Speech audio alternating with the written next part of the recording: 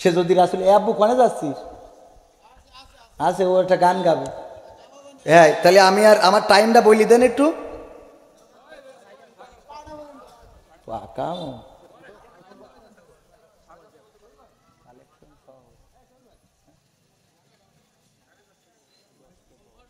ও ঘুম পাড়ছে তো ওর ওই যে আমি চাই আচ্ছা ওর গানটাকেই আমরা তাহলে একটু আলোচনায় যাই আপনারা মনে কিছু নিয়ে আশা করে রয়েছে তো এই জন্যে ওর পাঞ্জাবিও ধার করে নিয়েছে কারণ ওর পাঞ্জাবি বাড়িতে আনতে বলিল আমি নিয়ে আসি তো আমার ছোট ছেলেটা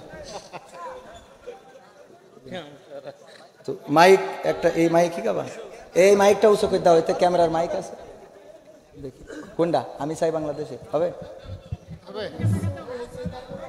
হ্যাঁ ওইটা না আমি চাই গালি হইতো না আচ্ছা আসসালামু আলাইকুম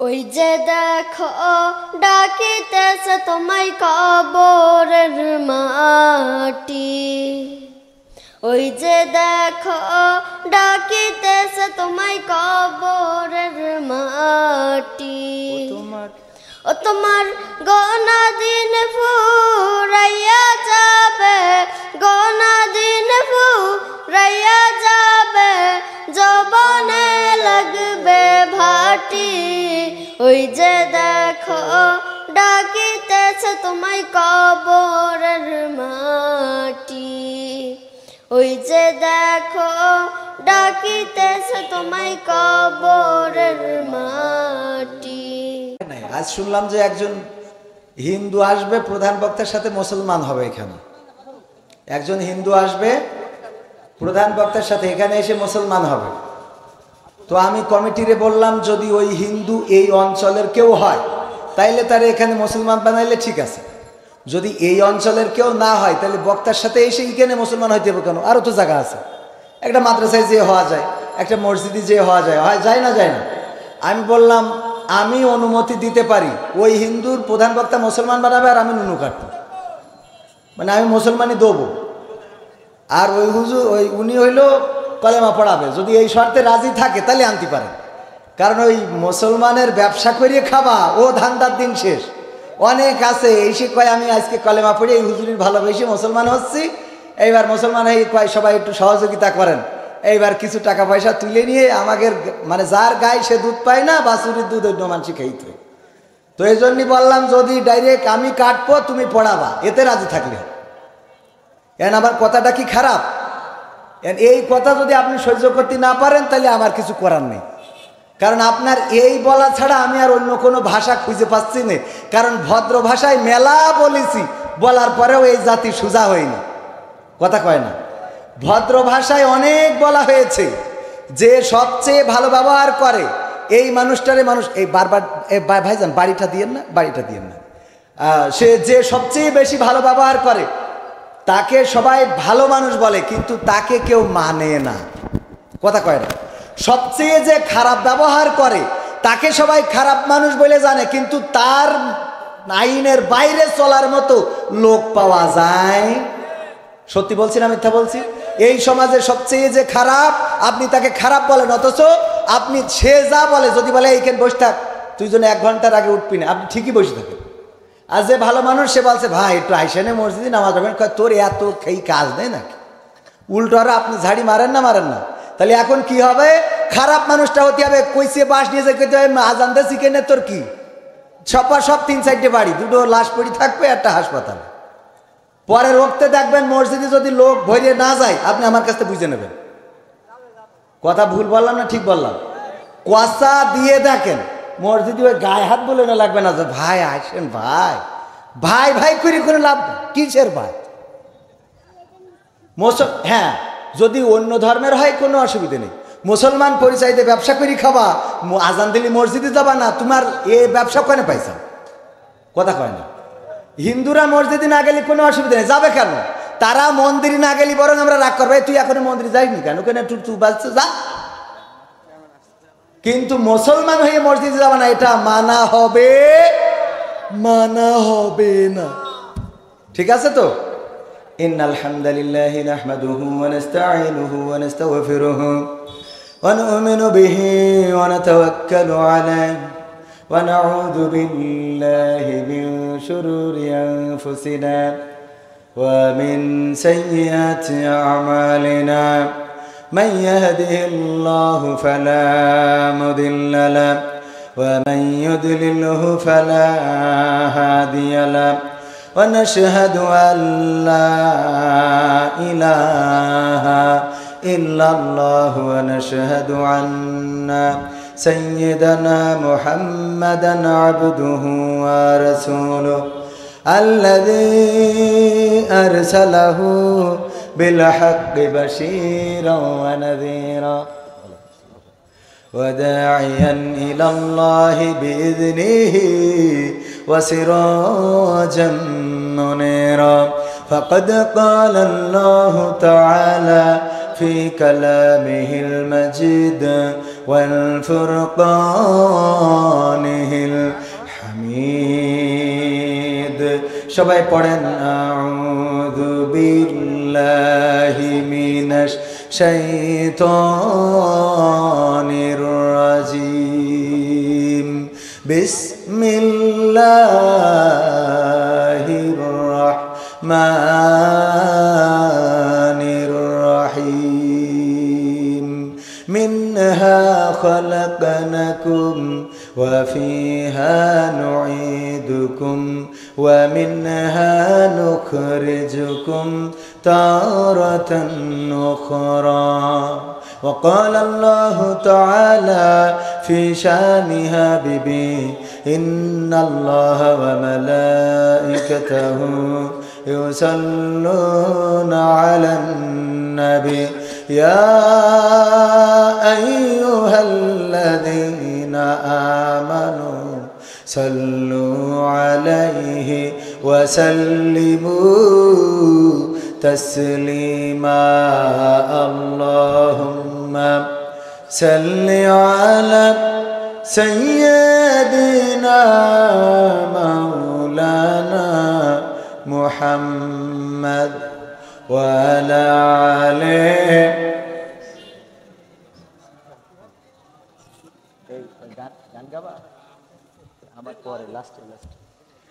এসো হে রাসূল আবার ফিরি আমাদের মাঝে নতুন করে খুতবা দিতে কাবার মিনার পরে আল্লাহুম্মা সাল্লি আলা সাইয়্যিদিনা মাওলানা মুহাম্মদ ওয়া আলা আলি সাইয়্যিদিনা। আপনাদের কষ্ট হচ্ছে শুনে? একটু আওয়াজ গলা থেকে বের করা যাবে না একটু জোরে? আল্লাহ আওয়াজ দিয়েছে না? খালি ঝগড়া করার সময় কণ্ঠের আওয়াজ বের হয় এরকম কিছু মহিলা আছে না নাই? খুব ভদ্র, কিন্তু ঝগড়া করে দেখবেন তার মতো ভাষা খারাপ আর একটাও খুঁজে পাবেন না, আছে না নাই? তো আপনারা তো ওদের থেকেও খারাপ। একটু গলার আওয়াজ, আল্লাহ জবান দিয়েছে বলে কথা বলতে পারেন, যদি জবানটা না দিতে তাহলে বলে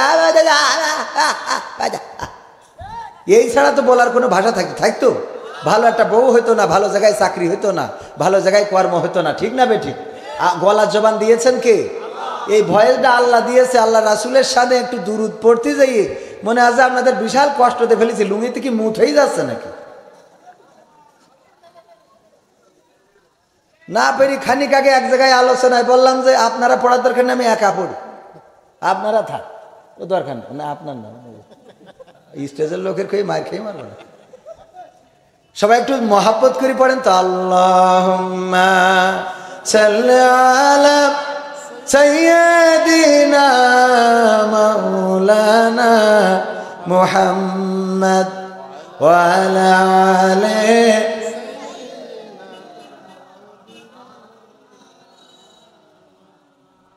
দাও সাড়া দাও ওগো রাসূল আজকে কাঁদে যাহারা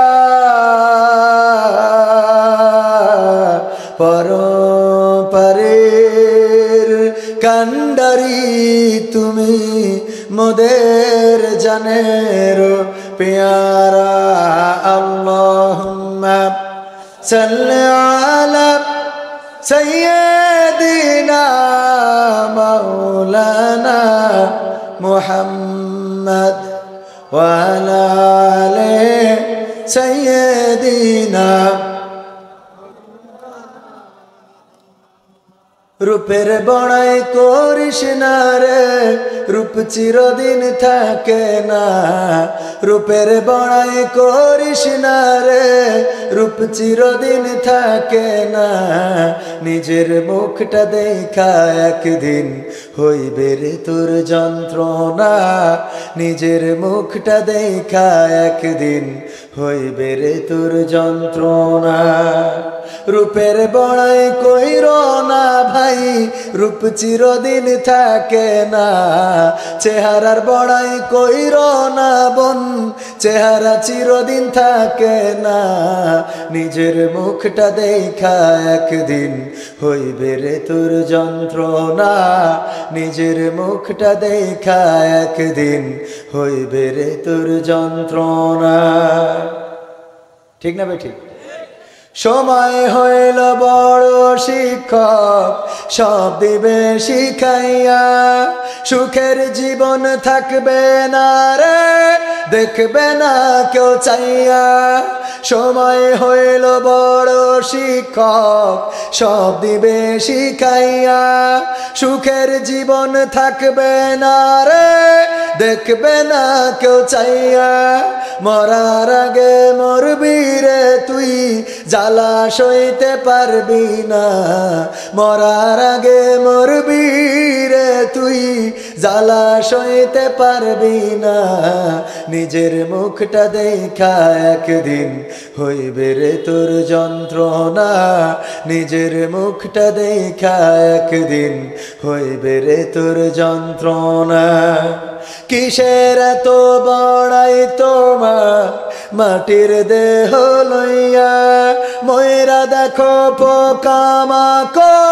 শেষ করবে সব খাইয়া কিসের এত বড়াই তোমার মাটির দেহ লইয়া ময়রা দেখো পোকামাকড় শেষ করবে সব খাইয়া এই দুনিয়া ছাড়তে হবে অহংকার আর কইরো না এই দুনিয়া ছাড়তে হবে অহংকার আর কইরো না নিজের মুখটা দেখা একদিন হইবে রে তোর যন্ত্রণা নিজের মুখটা দেখা একদিন হইবে রে তোর যন্ত্রণা ক্ষমতার বড়াই কইরো না ভাই চেয়ার চিরদিন থাকে না ক্ষমতার বড়াই কইরো না ভাই পাওয়ার চিরদিন থাকে না নিজের মুখটা দেখা একদিন হইবে রে তোর যন্ত্রণা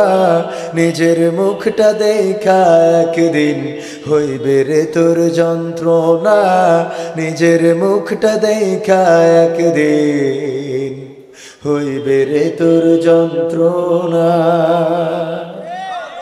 ঠিক না বেঠে একটু মারহাবা বলা যাবে না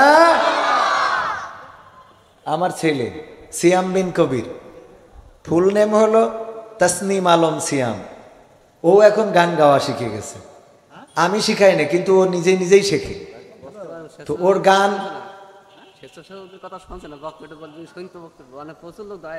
এই গ্রামের মানুষ স্বেচ্ছাসেবক ওদের কথা যদি না শুনে বাইরের গ্রামেতে ভাড়া খাটতে এসে আমার কথা শোনে এর বুদ্ধি দেখেন তো যারা এই গ্রামের লোক ওদের কথা শুনছেন আমি আইছি ভাড়ায় আমার কথা শুনবে আমার কথা ওরা শুনবে না এমনি যখন ভাল লাগবে এমনি বসবে অত টেনশন করার দরকার নেই ওদের ওই এনার্জি যতক্ষণ আছে দাঁড়ায় আছে এনার্জি কমে যাবে এসে বসে পড়বে তারপরে কমে গেলে শুয়ে পড়বে অসুবিধে নেই তবে ওদের একটা ভয় দেখালি বসতে পারে এখানে না বসলে কিন্তু খেলা হবে এই বললি যদি বসে তাহলে বসতে পারে ঠিক না?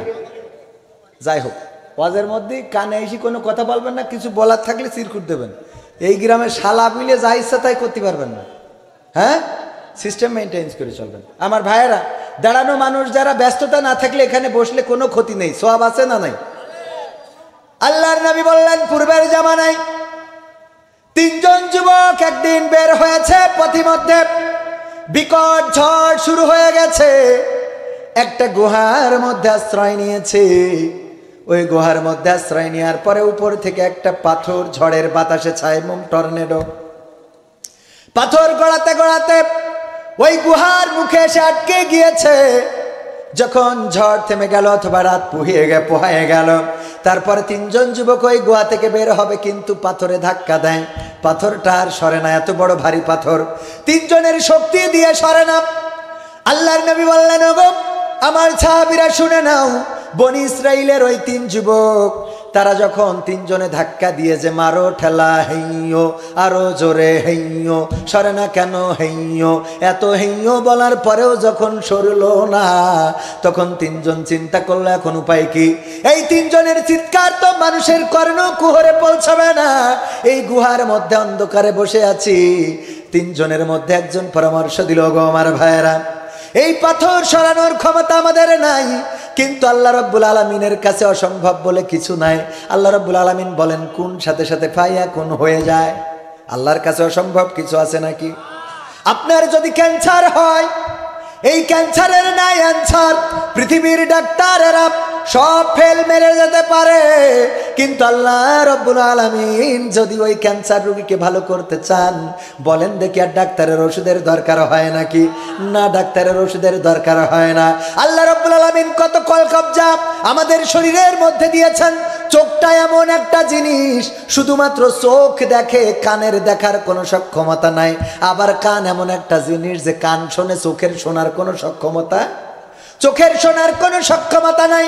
হাত এটা ধরতে পারে, পা হাঁটতে পারে, কণ্ঠ কথা বলতে পারে, চুলের জন্য আলাদা একটা ফ্যাশন দেয়া যায়, কুত্তা কাটিং দেয়া যায় না? যায় না?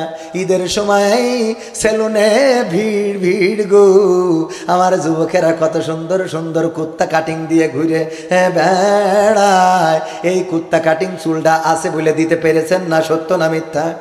যদি চুলটা না থাকতো, আপনি টাক মাথা হইতেন ম্যাগনেট, তাহলে ফ্যাশন কি আসতো নাকি? না, ফ্যাশন আসতো না। দাঁত উঁচু যার ঘরের মধ্যে থাকে না, ওর তো এত ফ্যাশন আসে না, আসে নাকি? তাইলে দাঁত আপনার সুন্দর করে আল্লাহ সাজিয়ে গুছিয়ে দিয়েছেন বলে আপনি এত ফ্যাশন দিতে পারেন।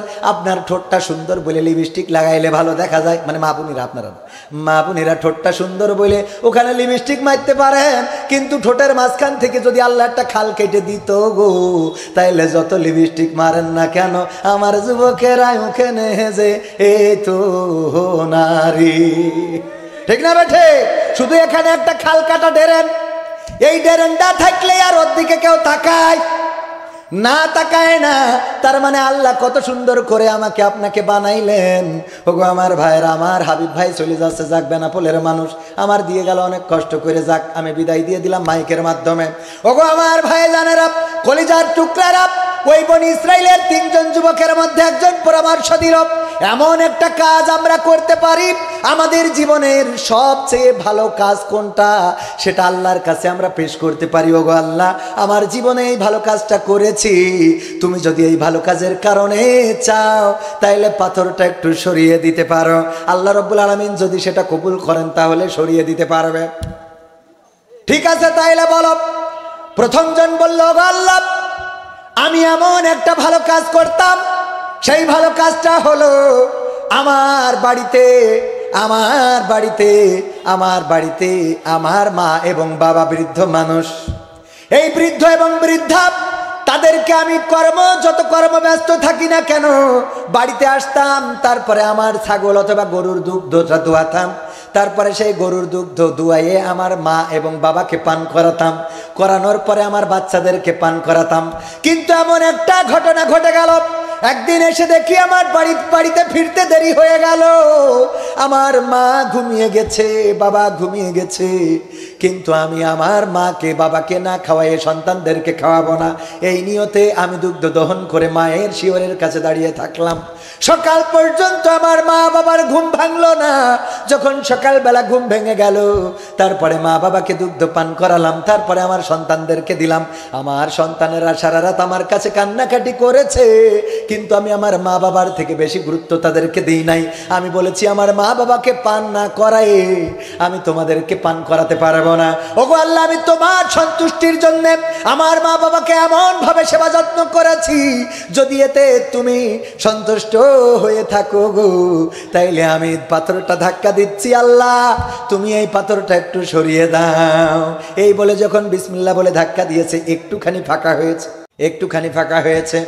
দ্বিতীয়তম ব্যক্তি বললেন, ওগো আল্লাহ, তুমি তো জানো আমার বাড়িতে একজন কর্মচারী ছিল, সে যখন আমার বাড়ি থেকে চলে গেল, তার কর্মের যে বেতনটা ছিল বেতনটা নিয়ে গেল না। ওই বেতনটা আমি ব্যবসায়ের কাজে লাগালাম, ওই বেতনটা দিয়ে ছাগল বকরি পুষলাম। তারপরে যখন একটা থেকে দুইটা, দুইটা থেকে পাঁচটা, পাঁচটা থেকে 13টা, 13টা থেকে 49টা, এই করতে করতে শতাধিক বকরি হয়ে গেল। তারপরে আমার ওই ওয়ার্কার একদিন আমার বাড়িতে এসে বলল, আমি কিছু পারিশ্রমিক আপনার বাড়িতে পাইতাম, সেই পারিশ্রমিকগুলো আমাকে দেন। আমি বললাম, ওই যে ছাগলের পালটা দেখতেছো, ওই পালটা তোমার। কয়, আপনি কি আমার সাথে মস্করা করছেন নাকি? বললাম, না মস্করা করছি না, বরং তুমি যে পারিশ্রমিক রেখে গিয়েছিলে ওই টাকা দিয়ে একটা ছাগল কিনে রেখেছিলাম, সেই একটা থেকে আরো 10টা, 50টা, 100টা হয়ে গেছে। এখন ওই ছাগলে আমার কোনো অধিকার নেই, কারণ তোমার টাকা দিয়ে করা, তুমি চাইলে সবগুলো নিয়ে যেতে পারো। ওগো আল্লাহ, ওই লোকটি সমস্ত ছাগল বকরিগুলো গুছিয়ে নিয়ে গেল, আমার জন্য একটাও রেখে যায় নাই। আল্লাহ, আমি তোমার সন্তুষ্টির জন্য আমি ওই লোকটাকে সব দিয়ে দিয়েছিলাম, যদি তুমি সন্তুষ্ট হয়ে থাকো গো, তাইলে এই পাথরটা একটু সরিয়ে দাও। আবার বিসমিল্লাহ বলে ধাক্কা দিলেন, দ্বিতীয়তম ব্যক্তি সরে গেল। 3 নম্বর ব্যক্তি বললেন, আল্লাহ, আমার একজন চাচাতো বোন ছিল, পরিমণি মার্কা চাচাতো বোন, এত সুন্দরী, দেখলে ভাল লাগতো। আহারে, ওই চাচাতো বোনকে আমি পাওয়ার আকাঙ্ক্ষা করলাম, ওই চাচাতো বোনকে আমি অন্যায় প্রস্তাব দিলাম, কিন্তু চাচাতো বোন রাজি হলো না। চাচাতো বোন একদিন বিপদে পড়ে গেল, মুসিবতে পড়ে গেল, আমার কাছে আসলো। বিপদ মুসিবত থেকে উদ্ধারের জন্য কিছু অর্থের প্রয়োজন, কিছু টাকার প্রয়োজন। আমি তাকে প্রস্তাব করে বসলাম, টাকা দিতে পারি গো, যদি তুমি তোমার যৌবনটা আমার জন্য উৎসর্গ করতে পারো। আমার চাচাতো বোন কোনো উপায় না দেখে রাজি হয়ে গেল, আমি তাকে অর্থ দিয়ে দিলাম। তারপরে যখন আমাদের সময়টা আসলো, যেই সময় আমরা দুইজনে মিলিত হব, আমি যখন আমার চাচাতো বোনের 2 উরুতের মাঝখানে পৌঁছে গেলাম, হঠাৎ করে আমার চাচাতো বোন বলল, গো আমার ভাই, একটু কি আল্লাহর ভয়টা মনের মধ্যে হয় না? যখন বললো এই কথাটা, আমি চিন্তা করলাম, পৃথিবীর কোনো মানুষ দেখে না, কিন্তু আল্লাহ তোমার চোখটা তো ফাঁকি দিতে পারি না গো আল্লাহ। আজকে যে অন্যায় করতে যাচ্ছি, এই অন্যায় পৃথিবীর কোনো মানুষ জানবে না, পৃথিবীর কোনো মানুষ দেখবে না, এটা ঠিক, কিন্তু তোমার চোখ তো ফাঁকি দিতে পারবো না। রাতের অন্ধকারে অন্যায় করলেও তুমি দেখো, দিনের আলোতে করলেও তুমি দেখো, ঘরের মধ্যে করলেও তুমি দেখো, বাইরে করলেও তুমি দেখো। পৃথিবীর সব মানুষকে ফাঁকি দেয়া যায়, কিন্তু তোমাকে তো ফাঁকি দেয়া যায় না গো আল্লাহ। যখন আমার বোন এই কথা বললো, আমি ওই চরম মুহূর্ত থেকে ফিরে আসলাম, আমি তাকে ব্যবহারটা করি নাই। ওগো আল্লাহ, তোমার ভয়ে যদি আমি এই ত্যাগটা করে থাকি, আর যদি তুমি এটা কবুল করে থাকো, তাহলে আমাদের এই মুসিবতের পাথরটা সরিয়ে দাও। বিসমিল্লাহ বলে ধাক্কা দিলেন, পাথরটা পুরাটাই সরে গেল, 3 জন বের হয়ে চলে আসলো। ওগো আমার ভাইরা, এই জন্য এই কথাটা বলার কারণ হলো, আজকের এই মাহফিল কোরআনের মাহফিল, এই মাহফিলে যারা এসেছেন বসেছেন, কোনো না কোনো কারণে, কবির বিন সামাদ একটা নাট্যকার মানুষ, মাহফিলে আসলে কমেডি করে, তার কমেডি শোনার জন্য এসেছেন কিনা জানি না, অথবা কেউ গান করে এটা শোনার জন্য এসেছেন কিনা জানি না, অথবা কেউ মনে করেছেন না ওয়াজ তো করে, দেখি একটু শুনতে যায়, অথবা কেউ মনে করেছেন যাই বসে দেখি তামাশাটা। এক একজনের এক এক নিয়ত আছে, সবার নিয়ত তো একরকম না, কোনো না কোনো কারণে এসে বসেছেন। আর এই বসাটা যদি আল্লাহ রব্বুল আলামিন কবুল করে নেয়, এই বসার ওসিলায় আল্লাহ চাইলে আপনার দুনিয়ার জীবনটা সহজ করে দেওয়ার পাশাপাশি পরকালীন জীবনটা মুক্তির করে দিতে পারে। জোরে জোরে বলেন সুবহানাল্লাহ। আল্লাহ পারে না। মাইক্রোফোন বাঁধবে আমার ভাই, ভয় পাচ্ছেন, তাড়াতাড়ি বাঁধেন, কারণ সময় বড় অল্প, অল্প সময়ে গল্প বেশি করা লাগবে। না অসুবিধা নেই, আপনারা কষ্ট দেবেন না তো কিটা দেবে, কোনো অসুবিধা নেই। কষ্ট হচ্ছে আপনাদের? এবার বলেন দাঁড়ানো ভাইয়েরা, যদি বসে বসতে পারে, যদি না বসে নাও বসতে পারে। আর যারা বাইরে আছে তাদের ব্যাপারে বলেও লাভ নাই, কারণ যতই বলেন না কেন ওরা বসবে না। কারণ আমি মাঝে মাঝে উদাহরণ দিতে যেয়ে বলি, আমার ভাইজান মুরগি পুষেছে, কি কথা কয় না, মুরগি ডিম পেড়েছে 10টা। শাশুড়ি যখন এসেছে 10টা ডিমের মধ্যে 5টা শাশুড়ির খাওয়াই দিয়েছে, বাকি আছে কয়টা? এই 5টা ডিম মুরগি যখন তাওয়া লাগা হয়েছে, যশোরের মানুষ তাওয়া লাগা বুঝতে তো আর অসুবিধা নাই। অনেক জায়গায় এইটারে বলে কুচ্চা, যে কুচ্চা হয়েছে, হ্যাঁ অনেক জায়গায় বলে কুচ্চা। তো এই তাওয়া লাগা হওয়ার পরে উনার বেগম বলতেছে, দেখো গো এই মুরগি এখন তাওয়া লাগা হয়েছে, 5টা ডিম কেন বসাই দেবো, তাহলে কি করতে হবে? তুমি আর 5টা ডিম খুঁজে এনে দাও, মাহফিলে যেয়ে বসে থাকতে পারো, কিন্তু আর 5টা ডিম জোগাড় করতে পারো না। তোমার সাথে আমার আব্বা বিয়ে দেওয়ার পরে সারা জীবন জ্বলে পুড়ে মরে গেলাম রে। আমার অনেকেই আছে মা বোনেরা এমন ভাব করে যে ওই বাচ্চা কাচ্চা শুধু মা বোনিকের গুণ আছে বলে হয়েছে, আমার ভাইয়ের কোনো গুণ নেই। কথা কয় না, এরকম আছে না নাই? আমি বলে তোমার সংসার করছি, তা না হলে তোমার সংসারের মুখে আগুন ধরা এতদিন চলে যেত। এক বন্ধু বলছে এই জন্য আমি 2টো বিয়ে করেছি, যে দেখ তুই করলি কর, না করলে আর একটা আছে। তুমি বলবা যে আমি বলি ঘর সংসার করছি 2টো। ও আমার ভাইয়েরা, এখন এই মুরগির ডিম খুঁজে এনে দিলে 5টা, দেওয়ার পরে কয়টা হলো? 10টা মুরগির বাচ্চা। কিন্তু মুরগির ডিম খুঁজতে যাইয়ে মুরগির ডিম পাই নাই, খুঁজে খুঁজে গ্রাম থেকে 5টা হাঁসের ডিম ম্যানেজ করে দিয়েছে। এখন মুরগি যখন তাওয়া দিয়েছে, হাঁসের বাচ্চা উঠবে না, উঠবে না। হাঁসের বাচ্চা উঠেছে, সকালবেলা মুরগি বলছে আবহাওয়া ভালো না, কাল বৈশাখীর ঝড় উঠতে পারে, তোমরা দয়া করে আমার কাছে থাকো, দূরে যেও না। দূরে গেলে কিন্তু যে কোনো সময় ঝড় বৃষ্টি শুরু হয়ে যাবে, আর তোমরা যদি ভিজে যাও কাদা পানি মাখো গো, সর্দি জ্বর হইলে আমার ডাক্তার দেখানোর মতো কোনো পয়সা নেই। মুরগি যখন এই অজ করেছে, করে বাচ্চা নিয়ে বেড়াচ্ছে, মুরগির বাচ্চা 5টা মুরগির সাথে থাকছে, কিন্তু যে কটা বেতাড়া ওই যে হাঁসের বাচ্চা, ওরা খালি যেমনে পানি সেই দিকে যায়। এই তোদের বললাম কি আর করতেছিস কি? তোদেরকে এত করে বুঝাইলাম, দূরে যাস নে, কাদা পানি মাখিস নে, আবহাওয়াটা খারাপ, বৃষ্টি নামবে, ঝড় হবে, টর্নেডো হবে, যে কোনো সময় বিপদ হইতে পারে। আর আকাশে ইসরায়েল ঘুরে বেড়ায়, সবল দিয়ে নিয়ে যেতে পারে। ইসরায়েল আছে না নাই? ইসরায়েলের নাম কি? হ্যাঁ, ও শ্রোতা এরম হইতে হবে, শ্রোতা হইতে হবে, ওয়াজ বোঝা লাগবে, যা বলবো বুঝে নিতে হবে। তাইলে ওয়াজ করে দেবো 2 ঘন্টা 3 ঘন্টা 4 ঘন্টা ওয়াজ করার নজিরও আছে। বেশি পারি না, তাতে কি তাও মোটামুটি চালাই দিতে পারি, একটু চালাই নিয়ে যায় ভাইয়েরা আমার। ওগো আমার ভাইয়েরা, এই যে ইসরায়েল ঘুরে বেড়ায়, এই জন্য যে কোনো সময় ধরে নিয়ে যেতে পারে, আমার কাছে থাকে এই বলে যখন নিয়ে বেড়াচ্ছে। পাশে ছিল টিউবওয়েলের পাড়, টিউবওয়েলের পাড়ের কাদা হয় না, ওই জায়গায় ছোট খানা থাকে, গর্ত থাকে, পানি থাকে, ওই পচা পানি, যত হাড়ি কুড়ি ধোয়া, গোস্ত ধোয়া, এ কড়াই ধোয়া, এইগুলো সব ওখানে যেয়ে জড়ো হয়েছে। এইবার ওই 5টা হাঁসের বাচ্চা ওইটা দেখে মনে করছে কালকে ঈদ, আজ যত গোসল করা যায়, হ্যাঁ কিলিবিলি শুরু করি দিয়েছে। হ্যাঁ, মুরগি বলছে আমার পূজা শেষ, তোরা মাখ যত পারিস মাখ, তোদের বলে লাভ নেই, আমার পূজা হয়ে গেছে। এই যে এখানে আমার 5টা যে আমার কোলের মধ্যে আছে, এগুলো আমার জন্মের, আর তোরা যে 5টা ওইগুলো আমার। বোঝা গেছে? তোরা আমার জাতের না, তোরা বেজাতের, তোরা অজাত, তোদের বলে লাভ নেই। যারা আমার জাতের তারা আমার কাছে থাকে, আর তোদের এত করে বলি আমার কাছে থাক, কিন্তু আমার কাছে থাকিস না, আমার সামিয়ানার তলে, আমার পেটের তলে তোদের জায়গা হয় না, কারণ তোরা আমার জাতের না। তেমনি ভাবে যারা জাতের না, ওদের যতই বলেন না কেন গো, ওরা ওই চায়ের দোকানে পচা কাদা পানি মাখবে, ওরা কারিনা কাপুর দেখবে, ওই শরিয়ারাই দেখবে। ওদের যতই বলেন, ওরা এই সামিয়ানার নিচে আসবে না, ওদের কাছে ওই ইসরায়েল ভালো লাগে, ওদের কাছে আমেরিকা ভালো লাগে, ওদের কাছে শাকিব খান ভালো লাগে, ওদের কাছে শাহরুখ খান ভালো লাগে, ওদের কাছে পরিমণি হইলে আর কিছু লাগে নারী। বুঝা গেছে? ওয়াইযা কুরিয়াল কুরআনু ফাসতামিউ লাহু ওয়া আনসিতু লাআল্লাকুম তুরহামুন।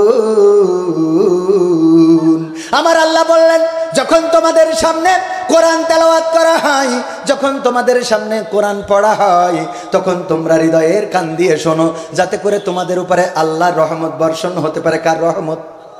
কার রহমত? আল্লাহর রহমত বর্ষণ হতে পারে। তাহলে আমরা চুপ থেকে হৃদয়ের কান দিয়ে শোনার দরকার আছে না নাই? আমি না হয় বেশি কোরআনের কথা বলতে পারবো না, কিন্তু পুরান বক্তা আছে রে, উনি বলতে পারবেন। আর আমার তো এখনো ভেজাল আছে, আমি সে ভেজাল সংশোধনের জন্য এবার ইত্তেকাফে 11 দিন ধরে চেষ্টা করলাম। ও যেখানে টান দেওয়া জায়গা ওখানে টান পড়ে যায়, যেখানে টান দিতে হবে ওখানে টান থাকে না। মানে চেষ্টা করতেছি, কিন্তু ওই বেশি করি নাজরানা পড়তে হবে, তা সময় করি পাচ্ছি না। আল্লাহ যেন আমার ও থেকে মুক্তি দেয়, বলেন আমিন। আর ভুল ভ্রান্তি তো হয়, আল্লাহ রাব্বুল আলামিন ক্ষমা করার মালিক, ক্ষমা করতে পারে না? পারে না? ক্ষমা করতে পারে। একটু ভুল ভ্রান্তি ক্ষমা সুন্দর দৃষ্টিতে দেখবেন। যেহেতু এলাকার মানুষ, যশোরের মানুষ, বাইরে যেয়ে যা করি এলাকায় তো সব করা চলে না কি? আর আমার তো জিগর গাছাই তেমন উঠতি দিতি চায় না রে, জিগর গাছায় আমার ক্ষতি দিতে চায় না। অনেক ঘরে অনেক আগামী দিনে খেলা হবে, বোঝা গেছে? ওরে বাবা, ওর সময় আমার নেই, কখন কি করব? নিজের একটা বউ, দুটো বাচ্চা, কি কথা কয় না? হ্যাঁ, জানেন না আপনারা? হ্যাঁ, তাহলে এখন কথা হইলো দাঁড়ানো মানুষ আর কি আছে সেরা? আর সেরকম থাকার কথা না, আস্তে করে সব চলে আসবে আমি বিশ্বাস করি। কারণ মুসলমান যারা, তারা কোরআনের মাহফিলের পক্ষে থাকবে, এটাই সত্য। পোস্টার কই? পোস্টারে তো আমি কার কি নাম টাম খবর তা করতে পারছি না। দেন দিন, হ্যাঁ আমি দেখতে পাচ্ছি না ভাই, কষ্ট নিয়ে। মহেশপাড়া এবার শুরু করবো আর কি, এতক্ষণ শুরু করিনি, শোনা শুরু করবো, কষ্ট হবে বাজান। থাকবেন শেষ পর্যন্ত, হাত উঁচু করেন, দেন কিটা কিটা থাকবেন, একটু দেখি, হাত দেখি, একটু টানা করি করেন। আলহামদুলিল্লাহ। হ্যাঁ, আমার শ্রোতা হইতে হবে, মানে এটা এনার্জি থাকতে হবে। এনার্জি না থাকলে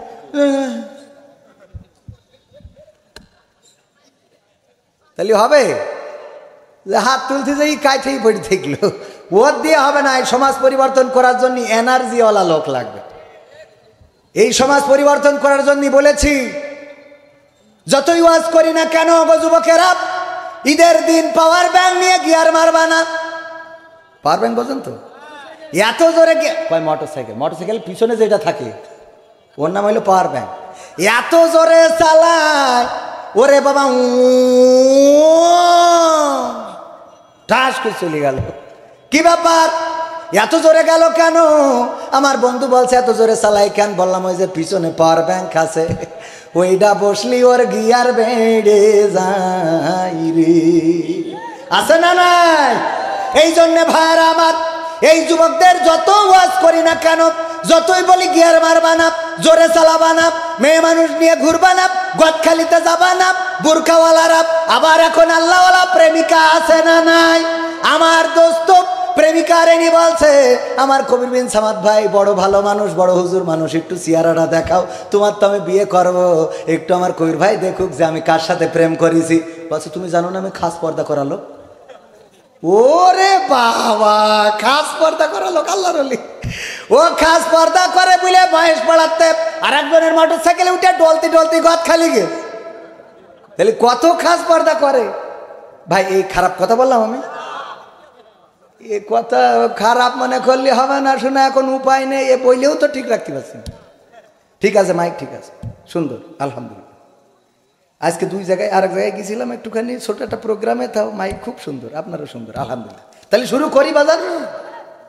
মহেশপাড়া হিলফুল ফুজুল যুব সংঘের উদ্যোগে আয়োজিত পঞ্চম বার্ষিকী তাফসিরুল কোরআন মাহফিলের শ্রদ্ধাভাজন সভাপতি জনাব হাফেজ মোহাম্মদ গুলাম মাওলা সাহেব, মাশাআল্লাহ। অনেক জায়গায় সভাপতি হাফেজ মাওলানা এরা থাকে না, আল্লাহর ওলিরা থাকে, পরেজগার 70 রাকাত 80 রাকাত কি তাহাজ্জুদ পড়ে এসেতে বসে, এসে থাকে। তো অনেক জায়গায়, এই জায়গায় না। এরপরে প্রধান অতিথি জনাব মোহাম্মদ আতুর রহমান মিন্টু সাহেব আছেন না, চেয়ারম্যান সাহেব, মাশাআল্লাহ আলহামদুলিল্লাহ। 9 নম্বর হাজিরবাগ ইউনিয়ন পরিষদ, ইতিপূর্বে আমার সাথে পরিচয় আছে, তো সেই ধরেই আওড়াচ্ছিলাম যে মানে খুঁজদি এখন খাতা দেখে বুঝলাম। একবার দাওয়াতও করতে চাইলো, তেমন হয় নেটওয়ার্কে পরে আর ঠিক মতো হয়ে ওঠেনি। অসুবিধে নেই, আমলিক ক্ষমতায় আসলে করবে ইনশাআল্লাহ। হ্যাঁ ইনশাআল্লাহ, আল্লাহ কবুল করুন, বলে না আমি। আমার ভাইজান আছেন বলেই মাহফিলটা প্রাণ পেয়েছে। এছাড়া আমার পরে আলোচনা করবেন হজরত মাওলানা মোহাম্মদ রেদওয়ানুল্লাহ রাইহান, আমার শ্রদ্ধাভাজন ভাই, পরিচিত অনেক আগের। আমার মঞ্চে আরও গণ্যমান্য ব্যক্তিবর্গ আছেন যাদের জুতা বহন করার যোগ্যতা রাখে না। এখানে অনেকেই তালেবে ইলম রয়েছে, মাদ্রাসার ছাত্র, মুহাদ্দিস, মুফতি, মাওলানা, যাদের জুতা জোড়া সোজা করে দিলে নিজেকে ধন্য মনে করতে পারতাম। এখন সমস্যা হলো যদি বলেন ভাই আপনি এত নিচে তাহলে এত উপরে উঠলেন কেন? আমি না উঠলি তো আপনারা থাকবেন না। এখানে যদি হুজুরির ওয়াজ করতে দিই আপনারা থাকবেন? আপনারা বলেন, আপনারা থাকবেন না। এই গ্রামে আমার থেকে বড় হুজুর, তাহাজ্জুদ গুজারি আল্লাহওয়ালা অনেক আছে, কিন্তু আমার না আনা পর্যন্ত আপনারা আসেন নাই। এই জন্যে আমার উঠতে হয়েছে, তা না হলে আমার এখানে উঠতে হইতো না। আমার উঠার মতো কোনো মানে এর মধ্যে যে মাল মেডিসিন থাকা লাগে ওটা নেই না, তো তারপরে উঠছে শুধু আপনাদের জন্য। আল্লাহ যেন আমার মাল মেডিসিন অর্জন করার তৌফিক দেয়, বলেন আমিন। উপস্থিত আছেন গণ্যমান্য ব্যক্তিবর্গ, পর্দার অন্তরালে মা এবং বোনেরা, সবাইকে আনুষ্ঠানিকভাবে সালাম জানাচ্ছি, আসসালামু আলাইকুম রাহমাতুল্লাহ। আমরা আল্লাহর শুকরিয়া আদায় করি, যেই মহান রব দয়া করে মায়া করে আমাদেরকে আজ দিন পর্যন্ত বাঁচিয়ে রেখেছেন। সদ্য আমরা রমাদানের রোজা শেষ করলাম। রমাদানের রোজা আমরা রাখতে পেরেছি, অথচ গত বছর যারা রেখেছিল এই বছর রাখতে পারে না, এমন মানুষ আছে না নাই? যে আল্লাহ আমাদের আরেকটা বছর দিয়েছেন, আগামী বছর দেবে এর কোনো গ্যারান্টি তো নাই, আছে? তো আরেকটা বছর যে পাইলাম, আল্লাহর শুকরিয়া আদায় করে সবাই বলছি আলহামদুলিল্লাহ। আজ আমরা যখন এখানে বসে আছি, আমরা যেই মুহূর্তে এখানে বসে আছি, এই মুহূর্তে হাসপাতালের বিছানায় লোক আছে না নাই? আছে না নাই? হাসপাতালের বিছানায় অনেকেই রয়েছে, এক ব্যাগ রক্তের দরকার, অথবা অক্সিজেনের দরকার, অপারেশনের দরকার, একটা আইসিইউ বেডের দরকার। এমন মুসিবতে রয়েছে, আজকে যদি এক ব্যাগ রক্ত না পাওয়া যায় তাইলে তার বাঁচানো সম্ভব হবে না। এমন বিপদে আছে, যদি এই মুহূর্তে অপারেশন না করা হয় তাইলে সে আর বাঁচবে না। এমন মুসিবতে আছে, হাসপাতালের বেডে পাটা ভেঙে আছে, 3 মাস ধরে হাঁটতে পারবে না, নাট মারা, ডাক্তার নাট মেরে রেখে দিয়েছে, পায়ের সাথে দড়ি বেঁধে রেখে দেয়, এমন আছে না নাই? কারো বা পায়ের সাথে দড়ি বেঁধে আকাশের সাথে ওই উপরে বেঁধে রাখে, এমন চোখে পড়ে না। আবার অনেকেই আছে কিডনি ডায়ালাইসিস করা লাগে। আল্লাহ কত সুন্দর করে বানাইলেন, যার কিডনি ভালো আছে সে বুঝবে না কিডনির কত দাম, যার কিডনি ভালো নাই রে সেই বোঝে এই কিডনির দাম কত। ওগো আমার ভাইয়েরা, যার কিডনি নষ্ট হয়ে গেছে চেয়ারম্যানও জানবে, ডায়ালাইসিস করা লাগে সপ্তাহে 2 দিন অথবা 3 দিন। একবার ডায়ালাইসিস করতে 3000-4000 টাকা খরচ হয়, সাথে সময় লাগে 4 থেকে 5 ঘন্টা। আর হাসপাতালে যাওয়ার জন্য সময় দরকার আছে না নাই? তার মানে পুরা দিনটাই চলে যায় ডায়ালাইসিস করতে। সপ্তাহে যদি 2 দিনও ডায়ালাইসিস করা লাগে, আর ডায়ালাইসিসের জন্য 3000 করেও খরচ হয়, 2500 করেও খরচ হয়, তাইলে 5000 টাকা। আর সপ্তাহে 2 দিন যেই হাসপাতালে বসে থাকতে হবে। বলেন, যদি আমাদের মধ্যে এমন কোন রোগী থাকতেন প্রতি সপ্তাহে 5000 করে হইলে মাসে 20000 টাকা ন্যূনতম ডায়ালাইসিস করার জন্য, আর ওই যে 8 দিন যেই আপনার বসে থাকতে হবে হাসপাতালে, আর কষ্ট যেটা সেটা তো ফ্রি। একটা সুই দিয়ে রক্ত ঢোকে, আর একটা দিয়ে বের হয়, ওইটা ওয়াশ করে আবার ঢোকে, তারপরে বের হয়, ওই ওয়াশিং করতে হয়। কারণ আপনার কিডনি প্রতিদিন রক্ত পরিষ্কার করে, এই কিডনিটা নষ্ট হয়ে যাওয়ার পরে এইটা বাইরে দেখে ওই ওয়াশিং করে নিতে হয় প্রতি সপ্তাহে 2 দিন বা 3 দিন করে। ওগো আমার ভাইয়েরা, যদি এমন কোনো মুসিবতে আল্লাহ আমাদেরকে ফেলতে পারতেন না? কথা কয় না? যেহেতু আল্লাহ ফেলেন নাই, সেহেতু আল্লাহর শুকরিয়া আদায় করার দরকার আছে না নাই? জোরে বলেন আলহামদুলিল্লাহ। আল্লাহর শুকরিয়া আদায় করলে আল্লাহ নিয়ামত বাড়িয়ে দেন। আর যারা আল্লাহর শুকরিয়া আদায় করে না, একজন মসজিদের ইমাম অথবা মাদ্রাসার মুহতামিম অথবা মাদ্রাসার শিক্ষক, মুহাদ্দিস, মুফতি যাই হোক না কেন, দেখবেন সে আমার ইমাম সাহেবের দেখেন বেতন পায় কত, 5-7 হাজার টাকা, কিন্তু শরীরের দিকে তাকায় দেখেন গোশত জবাই করে দিলি খেয়ে আরো 2 কেজি বেশি থাকতো। ঠিক না ভাই? ঠিক। অথচ এই গ্রামে সবচেয়ে বেশি রাজনীতিবিদ দুর্নীতি করে, টাকা দুর্নীতি করে উপার্জন করিয়েছে, দেখবেন টেনশনে ঘুমাতে পারে না, টিং টিং। কথা কয় না? ঠিক না বেঠে? কারণ বরকত নাই, কত ইনকাম করে আর একদিক থেকে চলে যায়। নিজে একজনের মেরেছে, এই মারার জন্য 20 লাখ টাকা খরচ করেছে, এখন নিজে বাঁচার জন্য 40 লাখ আর একজনের মেরিয়ে দিতে হয়। কথা কয় না, তাহলে কি বরকত আছে? কারণ ওরা আবার কখন পিছন থেকে কিনা বসাই দেয়, তাই না চেয়ারম্যান সাহেব? চেয়ারম্যানের না, এরা আবার মনে করছে না, ওরে না বাবা, যেই ব্যক্তি জনগণের নিরাপত্তা দেয়, জনগণ তার নিরাপত্তা দেয়, ঠিক না বা ঠিক? আল্লাহ রাসূল এমন একটা সমাজ গড়ে দিয়ে গেলেন, যেই সমাজে মানুষেরা নিরাপত্তা পেয়েছে, মানুষেরা শান্তি পেয়েছে, ধর্ষণ হয় নাই, জেনা হয় নাই, ব্যভিচার হয় নাই, এমনকি গরিব দুঃখী ছিল না। এমন একটা সময় এসে গেল, নিজেদের পুটলাই করে জাকাতের টাকা নিয়ে ঘুরে বেড়ায়, জাকাতের টাকা নিয়ে ঘুরে বেড়ায়, কাকে দেবে? ঘুরতে ঘুরতে গায়ে ময়লা কাপড় হয়ে গেছে, আর একজনও তার সাথে দেখা, আর একজন সাহাবীর সাথে দেখা, কয় ভাই আপনার কাপড় দেখে মনে হচ্ছে খুব বিপদে আছেন গো ভাই, এই যে জাকাতের টাকাগুলো নেন। বলছে পাকামো ভাই সাহেব, আমি যে নিয়ে বেড়াচ্ছি তাই ইডা কিডা নেবে? কথা কয় না। আল্লাহ রাসূল এমন একটা সমাজ প্রতিষ্ঠিত করে দিলেন, যেই সমাজে জাকাত দেওয়ার মতো, জাকাত নেওয়ার মতো মানুষ পাওয়া যেত না।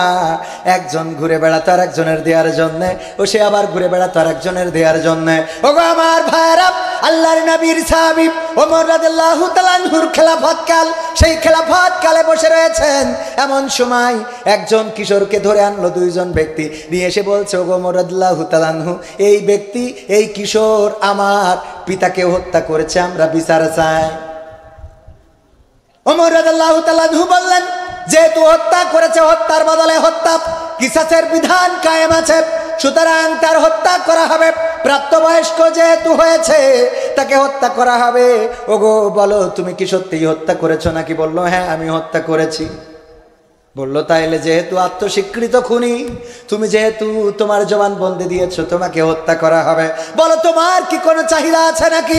বলল, ওগো আমিরুল মুমিনিন, আমার একটা ছোট ভাই আছে, যদি একটু অনুমতি দিতেন, আমার একটু সময় দিতেন, আমি বাড়িতে যেতাম, তাকে বুঝিয়ে গুছিয়ে রেখে আসতাম। কতটা সময় তোমার লাগবে? আমাকে এতটা সময় দিতে হবে, অমুক দিন সন্ধ্যার আগে আমি ফিরে আসবো, তারপরে আপনি হত্যা কার্যকর করতে পারেন। বলল, ঠিক আছে রাজি, তোমাকে সময় দেওয়া হবে, তবে শর্ত হলো একজন জামিনদার দিয়ে যেতে হবে। এই জায়গায় তোমার কোনো জামিনদার আছে কিনা? বলল, না, আমার তো কোনো আপন কেউ নাই, এই জায়গায় তেমন জামিনদার হওয়ার মতো কেউ নাই। কেউ যদি রাজি হয় আমার জন্য জামিনদার হতে, তাইলে সে হতে পারে। ওমর রাদিয়াল্লাহু তাআলা আনহু বললেন, এখানে এই সভাসদগণের মধ্যে কেউ এমন আছো নাকি যে জামিনদার হবা? আবু যার গিফারি রাদিয়াল্লাহু তাআলা আনহু বললেন, আমি জামিনদার হয়ে গেলাম। ওমর রাদিয়াল্লাহু তাআলা আনহু বললেন, বুঝে শুনে, ওই ছেলেটি যদি না আসে, তাইলে কিন্তু কিসাস তোমার উপরে কায়েম হয়ে যাবে, তোমাকে ওই ছেলেটির বদলে কতল করা হবে। বলো, তুমি রাজি আছো নাকি? বললো, আমি রাজি। বললো, আমি রাজি হয়ে গেলাম, ঠিক আছে যাও, সময় দিলাম। ওই ছেলেটি সময়ের পূর্বে একেবারে যখন সময় ঘড়ির কাটাই সেই সময় হাঁপাতে এসেছে। এর মধ্যে তো সভাসদগণের মধ্যে আলোচনা হয়ে গেছে, আজকে আবু যার গিফারির কল্লাটা চলে যাবে রাদিয়াল্লাহু তাআলা আনহু, কারণ সে জামিনদার হয়েছে। যদি ওই ছেলেটি না আসে, তার ঠিকানা নেওয়া হয় নাই, অ্যাড্রেস নেওয়া হয় নাই, তাকে ছেড়ে দেওয়া হয়েছে, ওই ছেলেটি যদি না ফেরে তাহলে তো বিপদে পড়ে যাবে। ওই ছেলেটি যখন আসলো, হাঁপাতে আসার পরে ওমর রাদিয়াল্লাহু তাআলা আনহু সহ সভাসদগণের সবাই, ওই রাজ দরবারের সবাই অবাক হয়ে গেল। জিজ্ঞাসা করলো, ওগো যুবক, ওগো কিশোর, কেন তুমি ছুটে আসলে? তুমি তো না আসলেও পারতে, তোমাকে তো একজন জামিনদার নিয়ে এমনি ছেড়ে দেওয়া হয়েছে। বললো, আমি এসেছি এই জন্যে যে আমি একজন মুসলমান, কেউ যেন অভিযোগ না করতে পারে একজন মুসলমান যে অন্যায় করেছিল, তার উপরে শাস্তির বিধান কায়েম হয়েছিল, সেই শাস্তির বিধান জারি হয়েছিল, সেই শাস্তির বিধান কায়েম করবে, এই ভয়ে সে পালিয়ে গিয়েছে। সবাই বলবে একজন মুসলমান মৃত্যুর ভয়ে পালিয়ে গিয়েছে, আমি মুসলমানদের গায়ে কালিমা লাগতে দেব না বলেই আমি যথাসময়ে আপনাদের মাঝে ফিরে এসেছি। আল্লাহু আকবার। আবু যার গিফারি রাদিয়াল্লাহু তাআলা আনহুকে বলা হলো, ওগো আবু যার গিফারি, তুমি কেন জামিনদার হলে? তখন আবু যার গিফারি বলল, একজন মুসলমান যখন সে বিপদে পড়ে একজন জামিনদার খুঁজছে, তখন আমি জামিনদার হইলাম এই কারণে যেন কেউ না বলতে পারে একজন মুসলমান বিপদে পড়েছিল আর জামিনদার খুঁজেছিল, কিন্তু কেউ জামিনদার হয় নাই। একজন মুসলমানের বিপদে কেউ এগিয়ে আসে নাই। আমি এই জন্যে মুসলমান হিসাবে জামিনদার হয়ে গেছি। ছেলেটি বলল, আপনি আমার শাস্তি কার্যকর করতে পারেন, তবে তার আগে একটা কথা বলি। ওগো আমিরুল মুমিনিন, আমি যাকে হত্যা করেছি আসলে তাকে হত্যা করার জন্য আমি আঘাত করি নাই। আমার একটা উট আছে, আমাদের দুই ভাইয়ের একটা উট আছে, সেই উটটা তাদের ক্ষেতের ফসল অথবা তাদের খেজুর গাছ কিছুটা খেয়ে ফেলেছে। এই জন্য উটটাকে এমনভাবে প্রহার করেছে যে উটের চোখটা কানা হয়ে গেছে। উটটা যন্ত্রণায় ছটফট করছিল। এই যন্ত্রণা দেখে সহ্য করতে না পেরে একটা পাথর উনার বাবার দিকে ছুঁড়ে মেরেছি। অনিচ্ছা সত্ত্বেও পাথরটা উনার কপালে লেগে মাথাটা ফেটে ফিনকি দিয়ে রক্ত বের হয়ে মারা গেছে। আসলে হত্যা করার জন্য মারি নাই। ওই সন্তান দুজনের বলা হলো, যাদের পিতাকে হত্যা করেছে, বলো তোমাদের আর কোনো কথা আছে নাকি? ওই দুইজন বলল, ওগো আমিরুল মুমিনিন, আমরা ওই মানুষটাকে ক্ষমা করে দিলাম, ওই কিশোরটার আর হত্যা করার দরকার নাই। জিজ্ঞাসা করা হলো, কেন ক্ষমা করে দিলে? ওই লোকটি বলল, ক্ষমা করে দিলাম এই জন্যে যে আমি একজন মুসলমান হওয়ার কারণে একজন মুসলমান ভুল করে একটা বিপদ ঘটে গেছে, সেই ভুলের জন্য যদি তার শাস্তিটা কায়েম হয়ে যায়, আমি মুসলমান, এটা আমার বিবেকের কাছে অন্যায় মনে হচ্ছিল, এই জন্য মুসলমান হয়ে অপর মুসলমান ভাইয়ের ক্ষমা করে দিলাম। ওগো আমার ভাইয়েরা, কেমন মুসলমান হওয়া দরকার। আর আজকের মুসলমান আমরা এমন মুসলমান, রোজার মাসে দোকানগুলোয় বুরখা টানায়া এত পরিমাণ খায়। আমরা ইফতার বিতরণ করি, হুজুর রাস্তায় জিজ্ঞেস করি, ভাই রোজা? কয় না রোজা নেই। ভাই রোজা? না রোজা নেই। ভাই রোজা? না রোজা নেই। ভাই রোজা? না রোজা নেই। ভাই রোজা? হ্যাঁ ভাই আছি। 4 জন 5 জন পরে একজন পায়। 50টা ইফতার বিতরণ করতে যাইয়ে 400-500 লোকের কাছে জিজ্ঞেস করা লাগে। বলেন সুবহানাল্লাহ। ও নাউজুবিল্লাহ। অথচ আল্লাহ বললেন, ইয়া আইয়ুহাল্লাযীনা আমানু কুতিবা আলাইকুমুস সিয়াম কামা কুতিবা আলাল্লাযীনা মিন ক্বাবলিকুম লাআল্লাকুম তাত্তাকুন। আমার আল্লাহ বললেন, ওগো ঈমানদারেরা, আমি তোমাদের উপরে রমাদানের রোজাকে ফরজ করেছি, যেমন ভাবে তোমাদের পূর্ববর্তীগণের উপরে রমাদানের রোজাকে ফরজ করেছিলাম, যাতে করে তোমরা তাকওয়ার অধিকারী হতে পারো। আর আমরা এত ভয় আল্লাহরে পাই যে চায়ের দোকানে বুরখা টানায়ে তারপরে খায়, কারণ আমাদের বিশ্বাস হইল আল্লাহ এই কালো পর্দা দিয়ে দেখতে পারে না। নাউজুবিল্লাহ বলবেন না? আল্লাহ ও দিয়ে দেখতে পায় না? পায় না। যদি আল্লাহর ভয়ে পর্দা না টানায় মানুষের ভয়ে টানান, তাইলে তো আরো বড় গুনাহ শিরক। কি? কারণ আল্লাহ থেকে আপনি মানুষের বড় মনে করে নিয়েছেন, যে মানুষের ভয়ে আমি যদি খাই, চেয়ারম্যান যদি খাই, এলাকার লোক যদি দেখে, তাহলে বলবে চেয়ারম্যান খাচ্ছে। এই ভয়ে বলে যে টয়লেট থেকে বিড়িটা টেনে আসি, হবে? কথা কয় না। ভয় পাতি হবে কার? আল্লাহ। রোজা রাখেননি, ওপেন খান, কারণ রোজা না রাখারও তো বিধান আছে। সব রোজা রাখার জন্যে কয়টা? অন্তত 7টা মনে হয়, হুজুর ঠিক বলছি তো? 7টা 6টা 7টা শর্ত থাকা লাগে। তার মধ্যে 1 হলো বালেগ হওয়া, মুসলমান হওয়া, 2 হলো বালেগ হওয়া, 3 স্বাধীন হওয়া, 4 সফরে না থাকা, 5 সুস্থ থাকা, 6 শরীয়তের ওজর মুক্ত থাকা। কয়টা গুণ? 6টা গুণ থাকতে হবে। কয়টা গুণ? তার মধ্যে সুস্থ থাকা আছে, শারীরিকভাবে সক্ষম হওয়া। শারীরিকভাবে যদি আপনি অক্ষম হন, আপনার রোজা রাখার বিধান নেই। আপনি যদি সফরে থাকেন, তাহলে আপনার রোজা রাখলে আপনি পরে রাখলেও চলবে। যদি আপনি এমন হয় যে সফরটা সহজ, আপনি সেখানে রাখেন, তাহলে এটা উত্তম, রাখা ভালো। কিন্তু যদি না রাখেন, পরে রাখলেও চলবে, এ নিয়ে কোনো সমস্যা নেই। যাদের ওই পিরিয়ড হয় সময়, ঋতু, এই ঋতুকালীন সময় এসে রোজা রাখবে না, পরবর্তীতে আদায় করে দেবে। তারপরে কি? বালেগ হতে হবে, সুস্থ মস্তিষ্কের হতে হবে। পাগল হইলে হবে না। কি হইলে হবে না? পাগল হইলে হবে না। সুস্থ মস্তিষ্কে, পাগলের জন্য রোজা, নামাজ, এগুলো তার উপরে কোনো শরীয়তের বৈধতা নেই। তো এই জন্য এই শর্তগুলোর বাইরে যদি আপনি থাকেন, চেয়ারম্যান সাহেব অসুস্থ, রোজা রাখলে বিপদে পড়ে যায়, তো উনি রোজা না রেখে সরাসরি বিড়ি খাইল, মানে বিড়ি তো খান না, কথার কথা আর কি, তো খাইলে কোনো অসুবিধা নেই, কথা কি মনে থাকবে? কিন্তু আপনি যদি মনে করেন যে আমি তো রোজা নেই, অসুস্থ, মানুষের সামনে খালি, মানুষ আবার না জানি কি মনে করে, এই মনে করলেই ওই মানুষকে আল্লাহর থেকেও বেশি ভয় পাইলেন। ঠিক না বে ঠিক? তাহলে এটা হইল শিরক। আর যদি এমন মনে করেন যে আমি যেহেতু রোজা নেই, রোজাদারের সামনে খাওয়া উচিত না, এতে করে রোজাদারের মনে কষ্ট লাগবে যে সে তো আজকে না খেয়ে আছে, তাহলে ঠিক আছে, তাহলে ঠিক আছে, আপনি তখন আড়াল করে খাইতে পারেন। কারণ হলো যে আপনি একজন রোজাদারকে কষ্ট দিতে চান না, কারণ খাওয়া দেখলে একটা খাওয়ার লোভ লাগে না, লাগে না? আজকে আমাদের গ্রামে খানা হয়েছে, 7-8 হাজার লোকের আয়োজন, ওরে বাবা একদম কুপান দিচ্ছে, তা সে কি লোক চারিপাশতে নামাজ পড়ে আর না পড়ে, আমার তো মনে হইলো হিন্দু বৌদ্ধ খ্রিস্টান গড়েই গেছে যে খেয়ে একটু দোয়া করে দিয়ে আসি, কেউ এসে ভগবান, কেউ এসে ওম শান্তি নমো নমো, যা হয় কবে, তাও দুটো খাওয়া তো হোক, বোঝেননি? বিশ্বাস হয় আপনাদের? না হলে আপনি করিয়ে দেখেন এরকম একটা খানার আয়োজন, হুজুররা আর বেল পেবেন না। আমি আজকে কইছি আমরা যারা দোয়া করলাম আমাকে 2 বার করে খাইতে দেবে, কারণ আমরা দোয়া করলাম মাত্র 100 জন, তাও হবে কিনা সন্দেহ। আমি নিজে মুনাজাত করেছি, আজকে আমার 3 জায়গায় এই সব করি বেড়াইতে হইলো, মোটে দাওয়াত পাই, মানে দাওয়াত পাই মানে সুযোগ পাইনি আর কি। তো ওই আপনার দোয়া মুনাজাত আমি করলাম, তাই বললাম আমাদের 2 বার করে খাওয়াবেন। কেন? কারণ হইলো এখানে 8,000 লোকের আয়োজন, আমরা মিলাদ পড়লাম, মিলাদ পড়াবার অনেকে অন্যভাবে নেবে, তো দোয়া করলাম ধরেন, তো দোয়া করলাম 100 জন, বাকি 7,900 জন এই সাথে ওপেন উকেনে কুপান্দে যাবে, এ তো ভাল লাগছে না, কথা কয় না? কষ্ট করলাম। এর আগে একখানায় গেছি, তার নাম বলবো না, বললি ও ছেলেপিলে আমার কাটি খুলে দিতে পারে, তো এই জন্যই ওই খানার নাম বললাম না। সেই খানায় যাইয়ে আমরা যাইয়ে দোয়া মোনাজাত করি, জহরের নামাজে রক্ত হয়ে গেছে, আজান দিতেছে, তা আজান দিতেছে, এখন খাতি বসলি, এটা তো ঠিক না। তো আমরা বললাম তাহলে আমরা যাইতে নামাজ পড়ে আসি। এখন নামাজ পড়তে যাই, জহরের নামাজ তো 1:30টায়, শেষ হইতে হইতে 45, আমাদের যাওয়া আসায় মোটামুটি ঘন্টা খানিক চলে গেছে। এসে দেখি পুরো ভরসা, আমাদের জন্য কিছু নেই। আমি বলছি তা তাহলে কাদের জন্য করলেন আপনারা এই আয়োজন, কার জন্য? এই রোদির মধ্যে ফাঁকা মাঠে টান টানিয়ে রোদি বসে রয়েছি, বাসে হুজুর টেনশন করি না, আল্লাহ বলেছি ইন্নাল্লাহ মা সাবিরিন।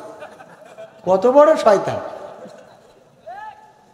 মানে আয়াত যেখানে যেটা দরকার, ফকির বলছে ইন্নাল্লাহ হাশতারা মিনাল মুমিনিনা, ইন্নাল্লাহ হাশতারা মিনাল মুমিনিনা আনফুসাহুম ওয়া আমওয়ালাহুম বিআন্না লাহুমুল জান্নাহ।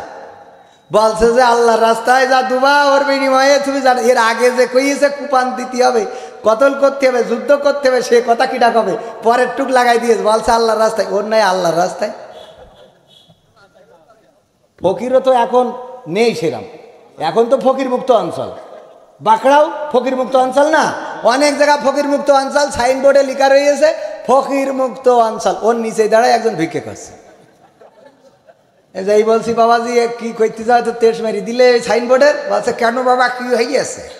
কেন বাবা কি এই যে পাকামো টের পাও না, কি লিখা রিখের করছাও কি? বলছে কি বাবু কয়েকদিন লিখা কি, আমি তো পড়তে পারি না বাবু। তারপরে লিখা রয়েছে ফকির মুক্ত অঞ্চল। ঠিকই আছে, ঠিক আছে মানে বলছে ফকির মানে তো ভিক্ষে করা যাবে না, ঠিকই আছে, তো ভিক্ষে করা যাবে, তুই থাল পেতি নিয়ে বসে রয়েছিস কেন? বলছে আমি ভিক্ষে নিচ্ছি না, সাহায্য নিচ্ছি। ও কি নিচ্ছে? সাহায্য নিচ্ছে। বলছে ভিক্ষের দামে না চলে গেছে, ও এখন আর হয় না, এখন দেশে মেলাও না, এখন আমরা ভিক্ষে টিক্ষার নেই নি। এই ঢাকায় আমার ক্যামেরাম্যান সাক্ষী, টাকা দিয়েছি 10 টাকা, বলছে মামা আর 10 টাকা দেন। তাই আমি বলছি বাপু রে 10 টাকা দিয়েছি, তুমি আর 5 জায়গায় গেলি 50 টাকা হইবে না, তা আমি আবার 10 টাকা দেবো কেন? বলছে মামা 10 টাকা এখন কিছু হয় না। যেহেতু ভালো তাল শুরু করিস, গিলাসে খালি ঘা দিচ্ছে। আমি বলছি তুই গিলাস ভাঙবি নাকি? বলছে তাহলে দেবেন না? তাই আমি বললাম তা দেবো, তোর কলাম না আরো 5 জায়গায় যা। তা বলছে তুই রাস্তায় অ্যাক্সিডেন্ট করি মরবি, তোর জন্য রক্তক্ষরণী, তোর জন্য কলেরা হয়, তোর জন্য বসন্ত হয়, তোর জন্য করোনা হয়, দোয়া করি থিয়ে হাঁটা দিলে চিন্তা না, মানে সহ্য না করি পারবেন কি করে? এই সেদিনকের ঘটনা, দুয়া কায়দা মতো, মানে একে দিলি ওরে খুশি, আর না দিলি আল্লাহর ওলি। এই জন্যই বললাম যে এখন বুঝে শুনে মুসলমান হবা ঠিক আছে, কিন্তু কাটাকাটি করতে হবে। তুমি কলেমা পড়িয়ে টাকা তুলে নিয়ে চলে যাবা, ও পাকামো হবে না, ওইটা হবে আমার এলাকার লোক, এলাকার হিন্দু মুসলমান হবে। আমরা চিনি যে ওই জগদীশ কুমার, ও সেইখানে মুসলমান হোক ওপেন, ওর আমরা টাকা কেন, ওর দরকার ওই ঘর বাড়িও করে দেবো, কথা কয় না। কিন্তু তুমি আসবা ওই অনেক, এখন এটা কিন্তু কেন বলছি, প্রায় জায়গায় যেয়ে হুজুরের কাছে কয়, হুজুর আমার জীবনে বড় শখ ছিল আমি আপনার কাছে মুসলমান হব। এইভাবে মিলাই দেখলাম এক একজন 5 জায়গায় 7 জায়গায় 10 জায়গায় করে মুসলমান হয়ে এ আসলেই মুসলমান। ও যে এই খালি এইটা কইয়ে হুজুরের হাতে, আর হুজুরও মনে করে ওরে বাবা আমার মতো বক্তা দেখে কিনা, আমার ওয়াজ শুনে নিজের বউ মুরিদ হয়ে না, হিন্দু মুসলমান এই বসে নুনু কেটে বসে রয়েছে, কথা কয় না। ও তো একেবারে আরে বাবা বগল বাজায়, কিন্তু ও যে আরো 7 জায়গায় মুসলমান হয়েছে এটা কিটা কবে? সত্য বলছি না মিথ্যা বলছি? যারা অনলাইন অ্যাক্টিভ তারা জানে এই ঘটনাগুলো। এইভাবেই চলছে এই সমাজ। ভাইয়েরা আমার, আমি তো 10টা বেজে গেছে, কথা বেশি বলা ঠিক না। প্রধান বক্তাও কথা বলবেন। আমার ছেলেকেও আমি একটা গান আপনাদের, আমার ছেলের একটা গান শোনায় যাব, শুনবেন ইনশাআল্লাহ। ও যে কতটুকু হয়েছে, আর আমি আমার আবুল হায়াত শেষ হয়ে গেলি ওরই তো চালাতেই হবে নাকি? আমার আব্বাস চেনতেন আপনারা? চেনতেন কেউ? কয়েকজন হয়তো চিনে থাকতে পারেন। মাস্টার আব্দুল সামাদ নাম শুনেছেন কিনা? 22 বছর আগে ওয়াজ করে বেড়াইতো। তো এই বাঁকড়াইও করেছে, করিনি এমন না। মুরব্বীরা 2-1 চিনে থাকলেও চিনতে পারেন। আমার আব্বা ওয়াজ করতো, তারপরে যে আমি আল্লাহ হয়তো মনে মনে কই যে আল্লাহর কাছে আমার আব্বা ইন্তেকালের মারা গেছিল এক মাহফিল থেকে ফেরার পথে, থানা থেকে লাশ নিয়েছিলাম কালীগঞ্জের। তো আমার আব্বা বলতো কি, মানে হয়তো বা মৃত্যুর সময় এই দোয়াটা করেছিল, আল্লাহ তুমি আমার ছেলেকে একটু কোরআনের ময়দানে কবুল করো। কারণ আমার আব্বা মাঝে মাঝে বলতো যে আমি তো মাদ্রাসায় পড়িনি, তারপরেও আমি ওই সুন্দরবনের হরিণ ধরি খাই, মানে ওই সুন্দরবন অঞ্চলে গেলে মানুষ হরিণ ধরি খাওয়ায়। তো আমার ছেলে মাদ্রাসায় পড়ে, যাক 2 ক্লাস আলিয়া মাদ্রাসায় পড়িস, তো এই জন্য অনেকে হাসতেছে, তা হাসলেও কিছু করার নেই। তো এখন এই যে মাদ্রাসায় পড়িছি, তো আমার আব্বা বলতো যে আমার ছেলে তো একসময় যেই বা সুন্দরবনের রয়্যাল বেঙ্গল টাইগার ধরি খাবে। তো রয়্যাল বেঙ্গল টাইগার ধরি না খালেও এখন ওই ক্লাসে মোটামুটি খাওয়া হচ্ছে। গেলি আগের থেকে জিজ্ঞেস করে, হুজুর আপনি কি খাবেন? ছাগলের গোশ না, গরুর গোশ না, উটির গোশ না, ভেড়ার গোশ না, হাতির গোশ না, ঘোড়ার গোশ না, কুত্তার গোশ, সব জিজ্ঞেস করে নেয় যে কি খাবেন আপনি, আপনার জন্য যা খাইতে চাবেন তাই জবাই করবো। বিষয়টা কি বোঝা গেছে? হুজুররা খাওয়ার জন্যই মরে না, খাইয়ে ডায়াবেটিস হইয়া স্টক করে মরে থাকে। ঠিক বলছি না বেঠিক? হুজুরদের খাওয়ার অভাব আছে? গ্রামের যত বড় মোরগগুলো যদি হুজুরের পেট কাটেন চেক করেন, এর মধ্যে আছে কি নেই দেখেন, আছে না নাই? হুজুরির বড় মোরগগুলো হুজুরের জন্য জবাই করে, তাও ফুসফুসে কিডনি, তারপরে এই যে আরো যা আছে হার্ট খুলছে, এগুলো খুলেতে খাওয়াই হুজুরি। হ্যাঁ, আর আপনাদের এর যে বিনিময়ে কি করতে হয়, আল্লাহ তুমি তো তাহলে বেহেশত দিও, আল্লাহ খুব ভালো বলেছিল। আমাদের এই বলা ছাড়া তো আর কোনো রাস্তা নেই। সুদ খেয়ে 50,000 টাকা দিয়েছে মসজিদে, আল্লাহ এর মতো দানবীর হয় না। টাকা হইলো সুদের টাকা, কথা কয় না? মারহাবা আছে না নেই? এই হইলো অবস্থা আমাদের। এই আপনারা সুদ খাবেন, ঘুষ খাবেন, অন্যায় করবেন, জেনা করবেন, আর আমাকে ধরি ধরি জান্নাতে দিয়ে আসতে হবে। ঠিক না বে ঠিক? হুজুর আসেন, আপনি একটু আসলে আরো মনে করে যত বড় হুজুর তত বেশি জান্নাত। এজন্য হুজুর একটু বড় নিয়ে আসে, বড় হুজুর জানাজা পড়াই দেন। আসলে ওই করে জান্নাত পাওয়া যাবে। আপনার যদি নিজের না থাকে, ওই খানিক আগে বলে আসলাম এক হুজুর খুব কায়দা করে দোয়া করিছে, দোয়া করতে করতে কান্তি কান্তি চোখের পানি শেষ হয়ে গেছে, আরো কিছু হালাত করে নিতে গিলাস দিয়ে লাগাই নিয়েছে, নিয়েতে কাইন্দে আল্লাহ তোমার বান্দা এত ভালো মানুষ, জান্নাত দাও। একটা না তোমার 8টাই দিতে হবে, একটা দিলে হবে না, 8টা দিয়ে দিবা গো আল্লাহ। ওর 14 গোষ্ঠী যা মরিয়েছে আর আগামীতে যা মরবে সব জান্নাত দিবা। এত কায়দা করে দোয়া করার পরে হুজুরের বিদায় দেওয়ার সময় খাওয়া দাওয়া ভালো দেয় নাই, আর টাকাটাও ভালো দেয় নাই। সাথে সফর সঙ্গী যে ছিল বলছে হুজুর কইল ডাকি, এত কষ্ট করি কাইন্দে খাইতে দোয়া করি দিলে, আর হুজুর আপনার এই অবস্থা করলো। বলছে অসুবিধে নেই, আমি উজু না করি দোয়া করে দিস। উজু না করি দোয়া আমার লস হয়নি। বুদ্ধি আছে না নাই?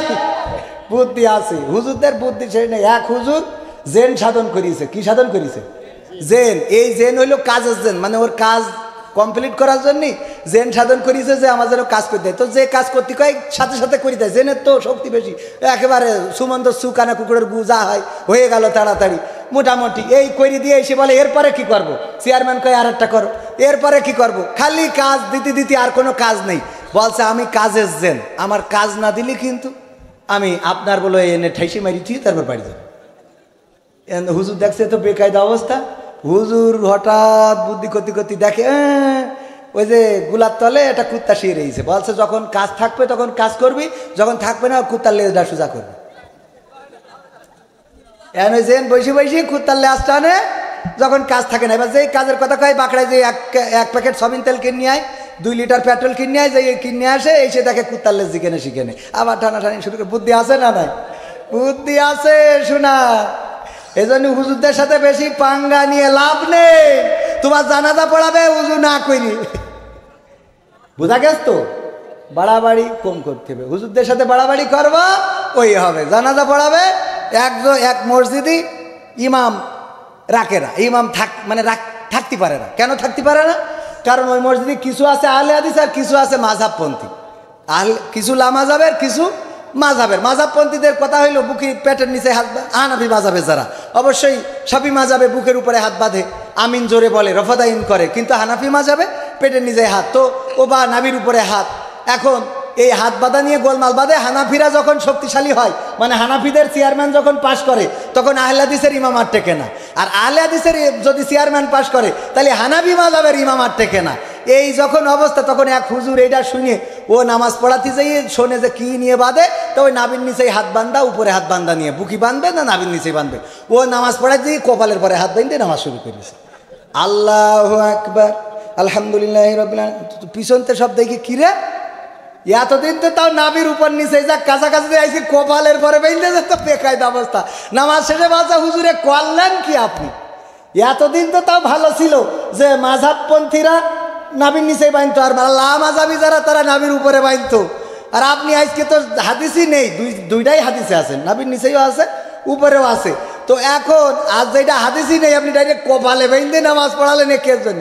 বলছে ভাই তোকের জন্য এই করেছি। কেন? বলছে নাবির নিচেই বানলু, তোরা রাখিস নে, উপরে বানলু রাখিস নে। তা আমি চিন্তা করলাম তাহলে কপালে বান্ধি অন্তত ঝামেলা ঝঞ্ঝাট মুক্ত থাকি। এইটা হলো 1 নম্বর কথা। 2 নম্বর কথা হলো যে আমি বুঝে শুনে দেখলাম হুজুরগের কপালের দোষ, যার জন্য এই ইমামতিতে এত ঝামেলা, এতে ডাইরেক্ট কপালে বান্ধিছে।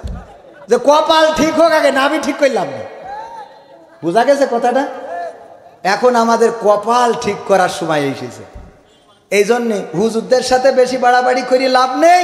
আর হুজুরদের লাভ বাড়াবাড়ি করলে ওই সমস্যাগুলো এই হবে, দোয়া করবে উজু থাকবে না, জানাজা পড়াবে তা দোয়া কিরাত, ও খালি চুপ করে বসে থেকে কবে যায় আজকে পরিমণির বাচ্চা হইলো, বুঝলাম না কিছু। আল্লাহু আকবার। কারণ ও দোয়া পড়বে কি, তুই সারা জীবন নামাজ পড়িনি, তোর জানাজা পড়াবে কেন? কথা কয় না। তোর আজান দিয়ে কোনোদিন মসজিদে নিয়ে যেতে পারলাম না, তুমি নামাজ মরে যাওয়ার পরে তোর এই 1 ওয়াক্ত 5 ওয়াক্ত নামাজ পড়ার সৌভাগ্য হয় নাই। 5 ওয়াক্ত নামাজ যে পড়ে না, 1 ওয়াক্ত নামাজ পড়ায় ও জান্নাতে দেবে। কোন হুজুর আমার কাছে দেখে নিয়ে আইসো হবে? আর বরং যদি আপনি এইটা করেন, তাহলে আপনি বিপদে পড়ে যাবেন। কেমন বিপদ? কেমন বিপদ? আপনি যে কবরে নামানোর সময় বলেন বিসমিল্লাহি ওয়া আলা মিল্লাতি রাসূলিল্লাহ, সে যদি রাসূল আব্বু কোনে যাচ্ছিস আছে, ও একটা গান গাবে। হ্যাঁ, তাহলে আমি আর আমার টাইমটা বলি দেন একটু।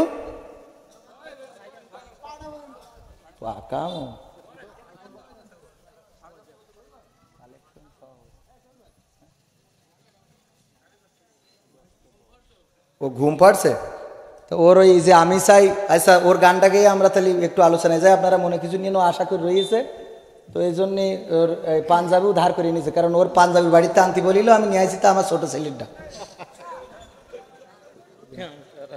তো মাইক একটা, এই মাইক কি গাবা, এই মাইকটা উঁচু করে দাও, এতে ক্যামেরার মাইক আছে দেখি কোনটা। আমি চাই বাংলাদেশে হবে? হ্যাঁ ওইটা না, আমি চাই গেলে হইতো না। আচ্ছা, আসসালামু আলাইকুম। ওই যে দেখো ডাকিতেছে তোমায় কবরের মাটি, ওই যে দেখো ডাকিতেছে তোমায় কবরের মাটি। ও তোমার গোনা দিন ফুরাইয়া যাবে, গোনা দিন ফুরাইয়া যাবে, যৌবনে লাগবে ভাটি। ওই যে দেখো ডাকিতেছে তোমায় কবরের মাটি, ওই যে দেখো ডাকিতেছে তোমায় কবরের মাটি। সন্ধ্যার আগে যেদিন ডুবিবে বেলা,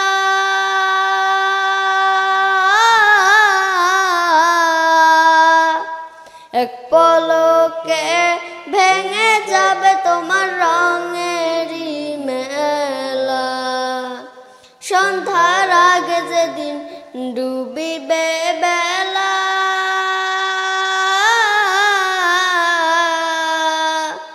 এক পলকে ভেঙে যাবে তোমার রঙেরই মেলা।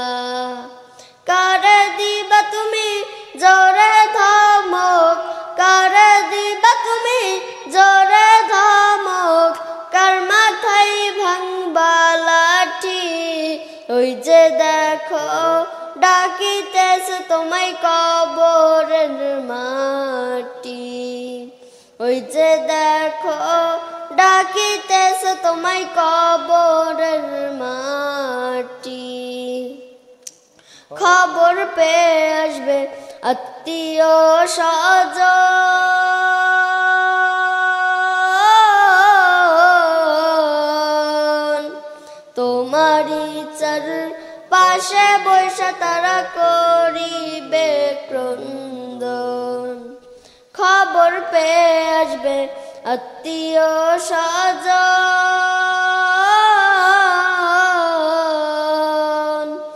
তোমারই চার পাশে বৈশা তারা করিবে ক্রন্দন। সাজাইবে মনের মতন, সাজাইবে মনের মতন, কি সুন্দর পরিপাটি। ওই যে দেখো ডাকিতেছে তোমায় কবরের মাটি। ওই যে দেখো ডাকিতেছে তোমায় কবরের মাটি। ও তোমার গনা দিন ফুরাইয়া যাবে, গনা দিন ফুরাইয়া যাবে, যবনে লাগবে ভাটি। ওই যে দেখো ডাকিতেছে তোমায় কবরের মাটি। আসসালামু আলাইকুম।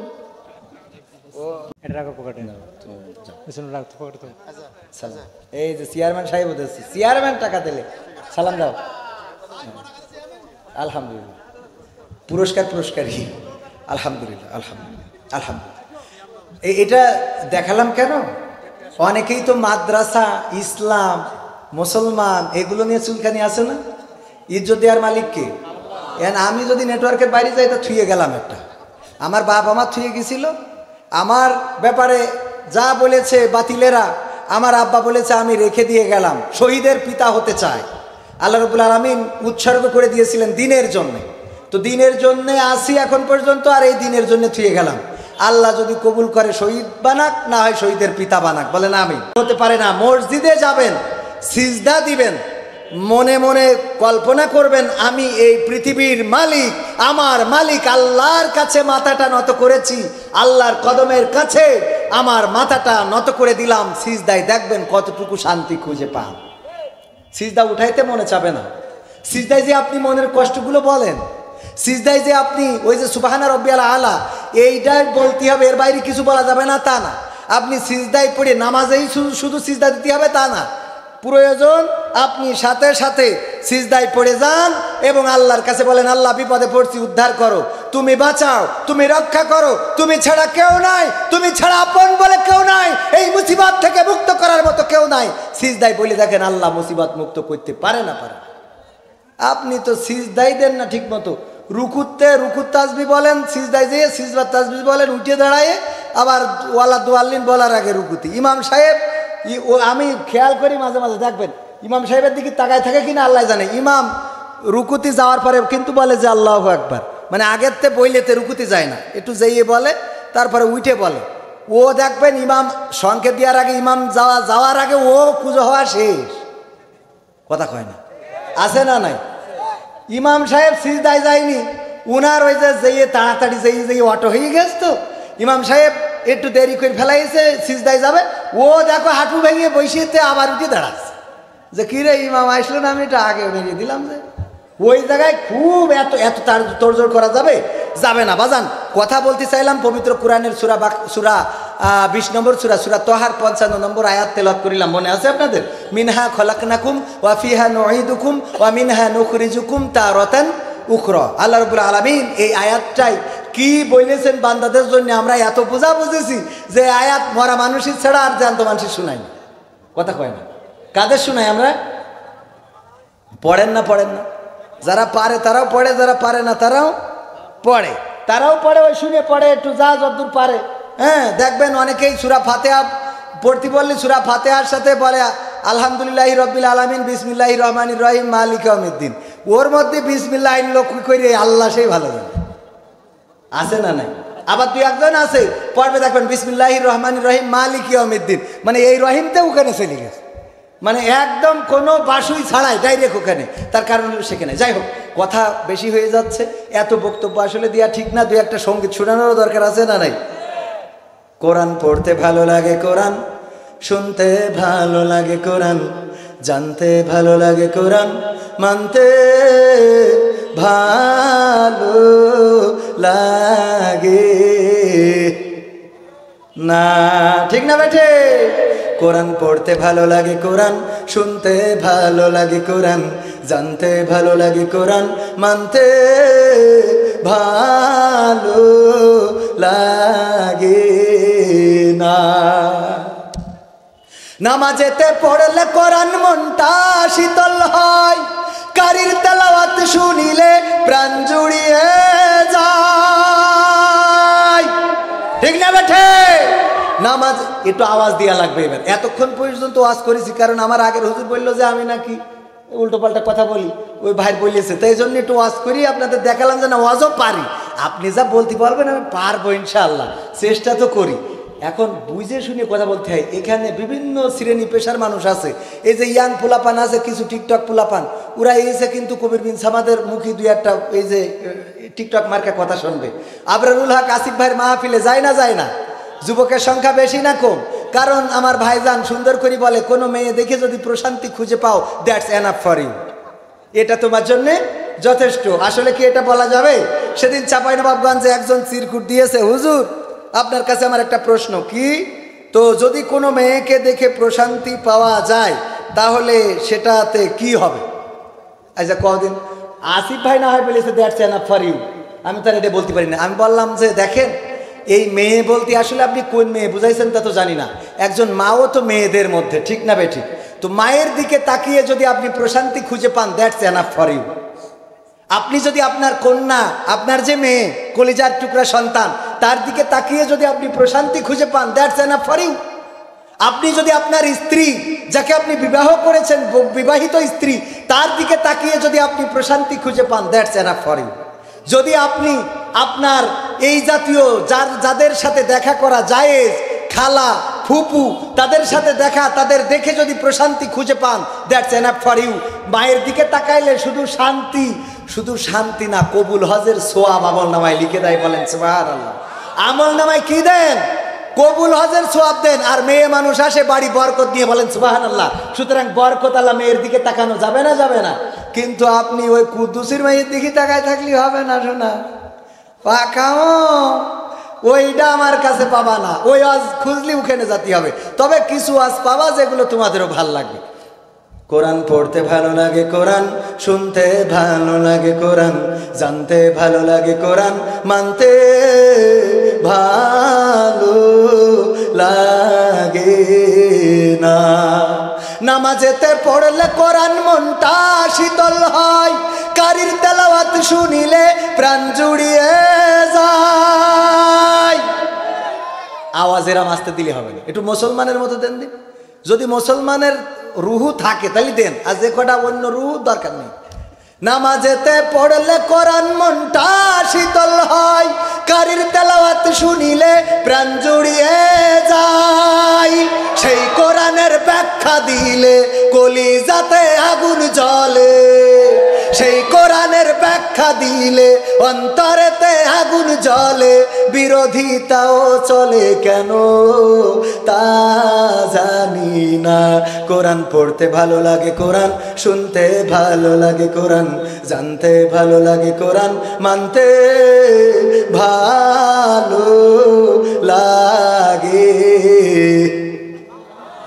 কোরআন পড়ে অনেক লোকে শুরু করে দিন, তারা আবার চাই না দেশে কোরআনের আইন। আছে না নাই? কোরআন পড়ে কত লোকে শুরু করে দিন, তারা আবার চাই না দেশে কোরআনের আইন। এটা যে কেমন নীতি, তাই তো এ দুর্গতি করছে মোদের ক্ষতি কেন তা বুঝি না। কোরআন পড়তে ভালো লাগে, কোরআন শুনতে ভালো লাগে, কোরআন জানতে ভালো লাগে, কোরআন মানতে ভালো লাগে।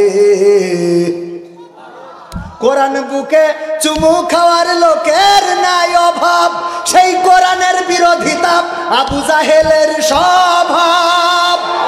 কোরআন বুকে চুমু খাওয়ার লোকের নাই অভাব, সেই কোরআনের বিরোধিতা আবু লাহাবের স্বভাব। মানবা সুবিধা মতো তাই এই বুকে ক্ষত, মানবা সুবিধা মতো তাই এই বুকে ক্ষত, দেখলে এমন কিছু সইতে পারি না। কোরআন পড়তে ভালো লাগে, কোরআন শুনতে ভালো লাগে, কোরআন জানতে ভালো লাগে, কোরআন মানতে ভালো লাগে। এমন মানুষ আছে না নাই? আছে, তবে বাঁকড়াই নাই। বাঁকড়ায় আছে, কোয়ানে দেখাই দেন, এখানে কিরা কিরা হাত তোলেন, এখানে তো একটাও নাই। তাইলে ওরা কনে রে, ওরাই আছে যেখানে থাকা লাগবে লাগবে রে। ঠিক না বেঠে? কিন্তু আমাদের কথা একেবারে পরিষ্কার, কোরআনের সাথে যারা করবে দ্বন্দ্ব, তাদের সাথে কবু হবে না আপোষ। কথা কয় না? যদি আমি দ্বন্দ্ব করি, কোরআনের সাথে যারা করবে দ্বন্দ্ব, তাদের সাথে কবু হবে না আপোষ। কোরআনের সাথে যারা করবে দ্বন্দ্ব, তাদের সাথে কবু হবে না আপোষ। জেল জুলুম হলেও হবে, জেল জুলুম হলেও হবে, বিবেকের কাছে তবু রব নির্দোষ। আমার রবের কাছে রব নির্দোষ, মহান প্রভুর কাছে রব নির্দোষ। কোরআনের সাথে যারা করবে দ্বন্দ্ব, তাদের সাথে কবু হবে না। কোরআনের কথা যারা বলে যায় আজ, তাদের দমাতে কত ফন্দি, কাউকে ধরে নিয়ে দিচ্ছে ফাঁসি, কাউকে রেখেছে আজ বন্দি। কোরআনের কথা যারা বলে যায় আজ, তাদের দমাতে কত ফন্দি, কাউকে ধরে নিয়ে দিচ্ছে ফাঁসি, কাউকে রেখেছে আজ বন্দি। হক কথা বললেই জ্বলে যায় গাব, কোরআনের কথা সইতে পারে না। হক কথা বললেই জ্বলে যায় গাব, কোরআনের কথা সইতে পারে না। জানি না তাদের আমাদের পরে কেন এত আক্রোশ। ঠিক না বেঠি? জেল জুলুম হলেও হবে, জেল জুলুম হলেও হবে, বিবেকের কাছে তবু রব নির্দোষ। আমার রবের কাছে রব নির্দোষ, মহান প্রভুর কাছে রব নির্দোষ। কোরআনের সাথে যারা করবে দ্বন্দ্ব, তাদের সাথে কবু হবে না। কোরআনের কথা আজ বলতে গেলে আসছে বাধা কত ভাবে, কোরআন প্রেমিকারা হাতে রেখে হাত সামনে এগিয়ে যাবে। দিনের কথা আজ বলতে গেলে আসছে বাধা কত ভাবে, কোরআন প্রেমিকারা হাতে রেখে হাত সামনে এগিয়ে যাবে। হক কথা বলতে করি না কো ভয়, জীবনের বিনিময়ে আনব বিজয়। হক কথা বলতে করি না কো ভয়, জীবনের বিনিময়ে আনব বিজয়। বুকে আছে শক্তি, অন্তরে আছে সাহস। আছে না না? সাহস যদি এমন হয়, ওই যে স্যার বলতেছে এই ক্লাসে সবচেয়ে সাহসী ঘটনা কার জীবনে ঘটেছে বলো? একজন বলছে স্যার আমি সুন্দরবনে গেছিলাম, তারপরে যেই দেখি রয়্যাল বেঙ্গল টাইগার শোয়া, তারপরে আমি আস্তে আস্তে আস্তে আস্তে যে ঘাসাত করে ল্যাস কেটে নিয়ে আসি। তো বলছে এই তোমার সাহসী ঘটনা? তো বলছে কি মনে করেন রয়্যাল বেঙ্গল টাইগারের ল্যাস কেটে নিয়ে আসি সুন্দরবনের, তো কি মনে করেন আপনি? তো বলছে মাথা বাদ দিয়ে ল্যাস কাটলি কেন? বলছে মাথায় 1 সপ্তাহ আগে কিটা কেটে নিয়ে গেছে, মাথা 1 সপ্তাহ আগে কিটা কেটে নিয়ে গেছে, তাই আস্তে আস্তে তাহলে মাথা থাকলে কি তো এটা সাহসী চেয়ারম্যান আছে বলে পাওয়ার দেখাচ্ছে, আপনি না থাকলে বলে এটা ঠিকও কইতো না, ঠিক না ভাই? ঠিক। সময়টা তো বড্ড খারাপ, আপনি তো ভাই সব জানেন, বুঝে শুনে কথা বলে ওয়াজের রীতি টানে, উস্কানি ফুসকানি মূলক বলবেন না কোনো কথা, এই মঞ্চে রাজনীতি ভাই করবেন না অযথা। আমরাও ভাই কোরআন জানি মানি মোটামুটি, ঝামেলাতে থাকি মাঝে মাঝে নিয়ে ভোটা ভুটি, মক্তবেতে শিখেছিলাম আলিফ বা তা সা, কোরআন হাদিস মোটেও জানি না এমন কিন্তু না, তাই রাজনীতি চলবে না ও হুজুর, রাজনীতি চলবে না, তাই রাজনীতি চলবে না ও ভাই, রাজনীতি চলবে। হুজুর অমুক হুজুর ওয়াজ করে কত মধুর সুর, কবরেতে গেলে পাবো 70,000 হুর, আছে না নাই? অমুক হুজুর ওয়াজ করে, এমন ওয়াজ করলে হাতে হাত করাম পায়ে ডান্ডা বাড়ি লাগে, অমুক হুজুর ওয়াজ করে কত মধুর সুর, কবরেতে গেলে পাবো 70,000 হুর, অনেক দোয়া আছে পড়লে কোটিতে সওয়াব, সারা জীবন পাপ করিলেও পেয়ে যাব মাফ, বাপ দাদার নাজাত দিতে করেছি 40, আমার বেলায় 4টা এড়ে গোয়াল ঘরে পুষা, আমি এড়ে বোঝেন তো, এড়ে গরু 4টা এড়ে গোয়াল ঘরে পুষা, আমিও ভাই কিছুটা জানি মানি না তা না, ছোটবেলায় শিখেছিলাম আলিফ বা তা সা, তাই রাজনীতি চলবে না ও হুজুর, রাজনীতি চলবে না, তাই রাজনীতি চলবে না ও ভাই, রাজনীতি চলবে। তারপরে বলছে হুজুর আপনি মনে করছেন আমরা মানি না মানি, বললাম কি মানেন? বলছে হুজুর মিলাদ করি কিয়াম করি যাই বাবার মাজারে, হয়তো একটু বিড়ি টানি মহেশ পাড়ার বাজারে, আছে না নাই? মিলাদ করি কিয়াম করি যাই বাবার মাজারে, হয়তো একটু বিড়ি টানি বাকড়ারও বাজারে, ফজর নামাজ হয় না পড়া থাকি তখন নিদে, আল্লাহর কসম হয় না কাজা নামাজটা 2 ঈদে, আছে না নাই? 2 ঈদে নামাজ কাজা হয় না। এইবার ঈদে বলতেছে ঈদুল ফেরত এসেছে, ঈদুল কি এসেছে? ফিতর না, ঈদুল জানা লাগবে না কি বলছে, আগামীকাল সকাল 9টার সময় ঈদুল আজহা জানাজার নামাজ হবে, কেন নামাজ?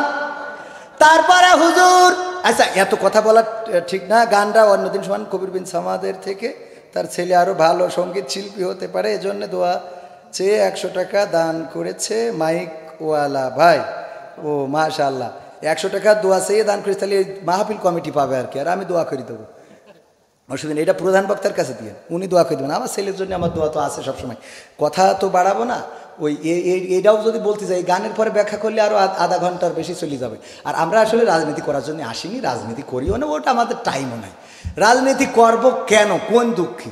আমরা চেয়ারম্যান মেম্বার এমপি আমাদের হওয়ার কোনো দরকার আছে?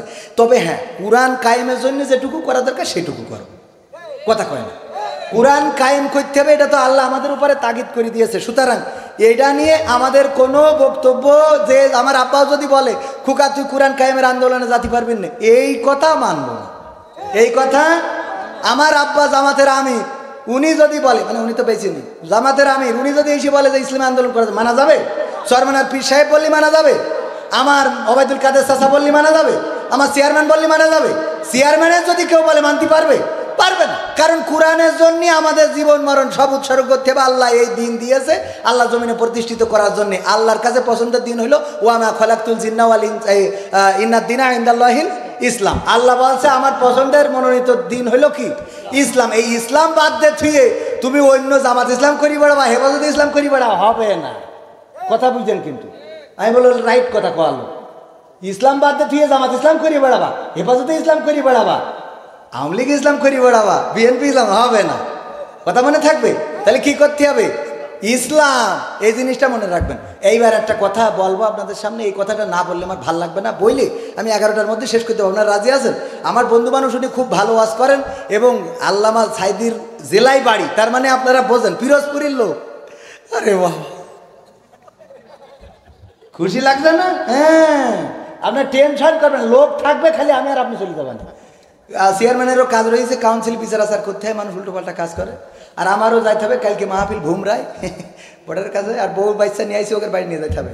তো সব মিলাই এখন যে ঘটনাটা বলতে চাচ্ছি সেটা হলো জুলেখা, ওই যে ইয়ের ওই দূর ওই না না ওই আপনার বুঝলে যাচ্ছি লাইলি মজনু, ওদের নাম শুনেছেন না? শুনেছেন কিনা? লাইলি আর মজনু দুইজনে নাকি প্রেম করেছে, করার পরে মজনু কোনোদিন লাইলির দেখে নাই, খালি শুনে প্রেম করিয়েছে।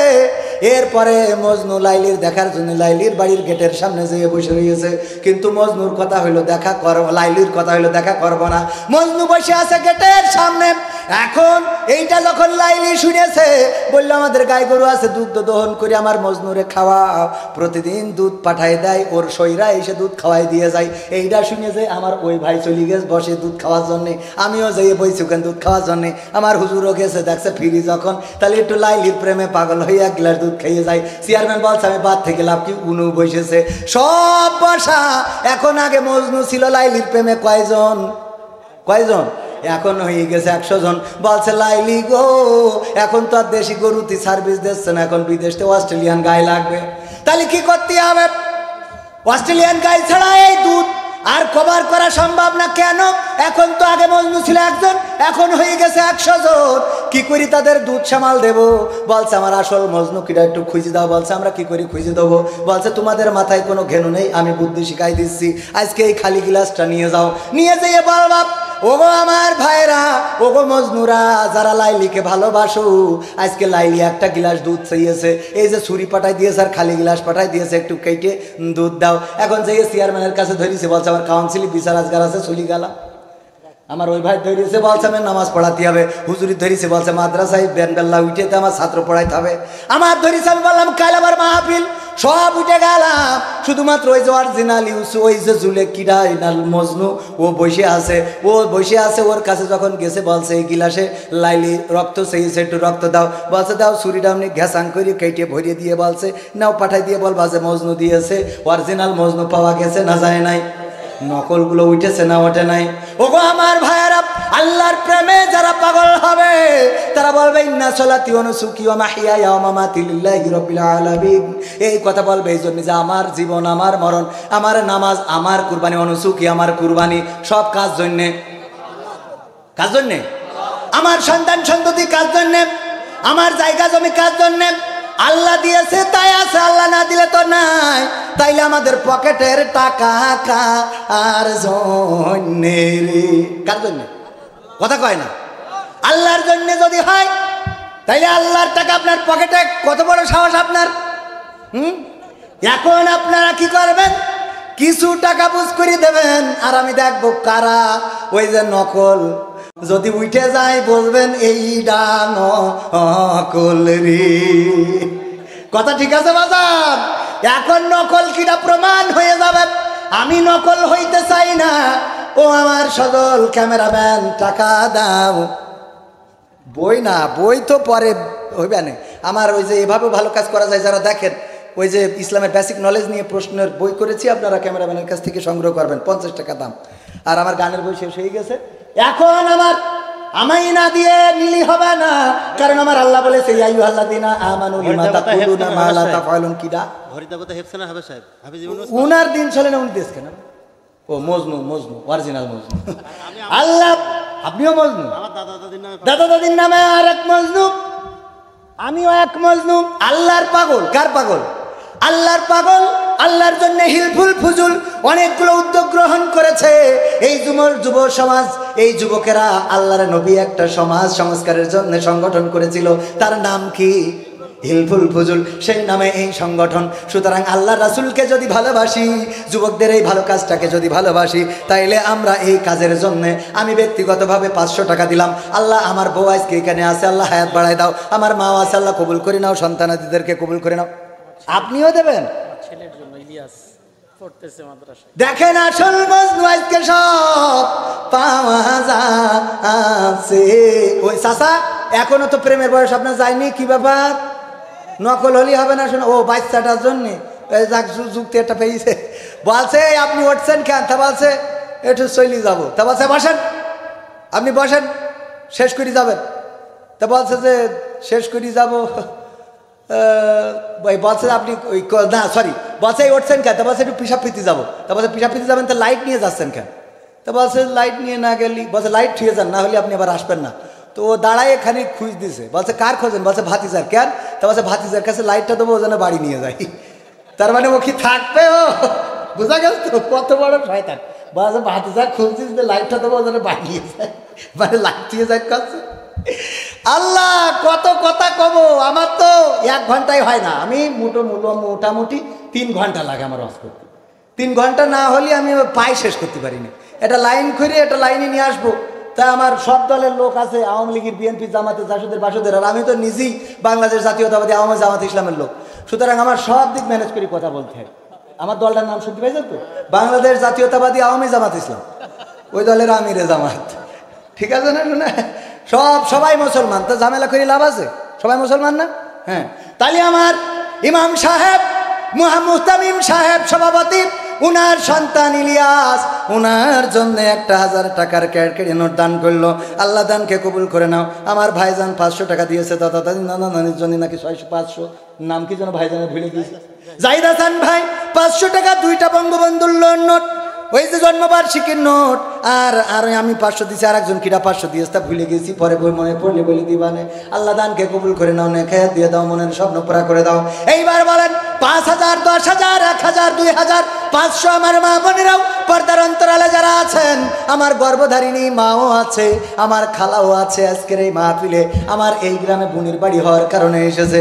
আমার মাদের তো ঠিক মতো গান শোনাইতে পারি না, ওয়াজও শোনাইতে পারি না, যে একটা মায়ের গান শোনাতে চাইলাম, কিন্তু টাইমের মধ্যে তেমন একটা বেল পাচ্ছি না। আপনারা তাড়াতাড়ি করে টাকা দেন, যদি দেন তাইলে পরে আরো 2-3টে গান শোনাই, তারপরে জাবানে দেন তাড়াতাড়ি।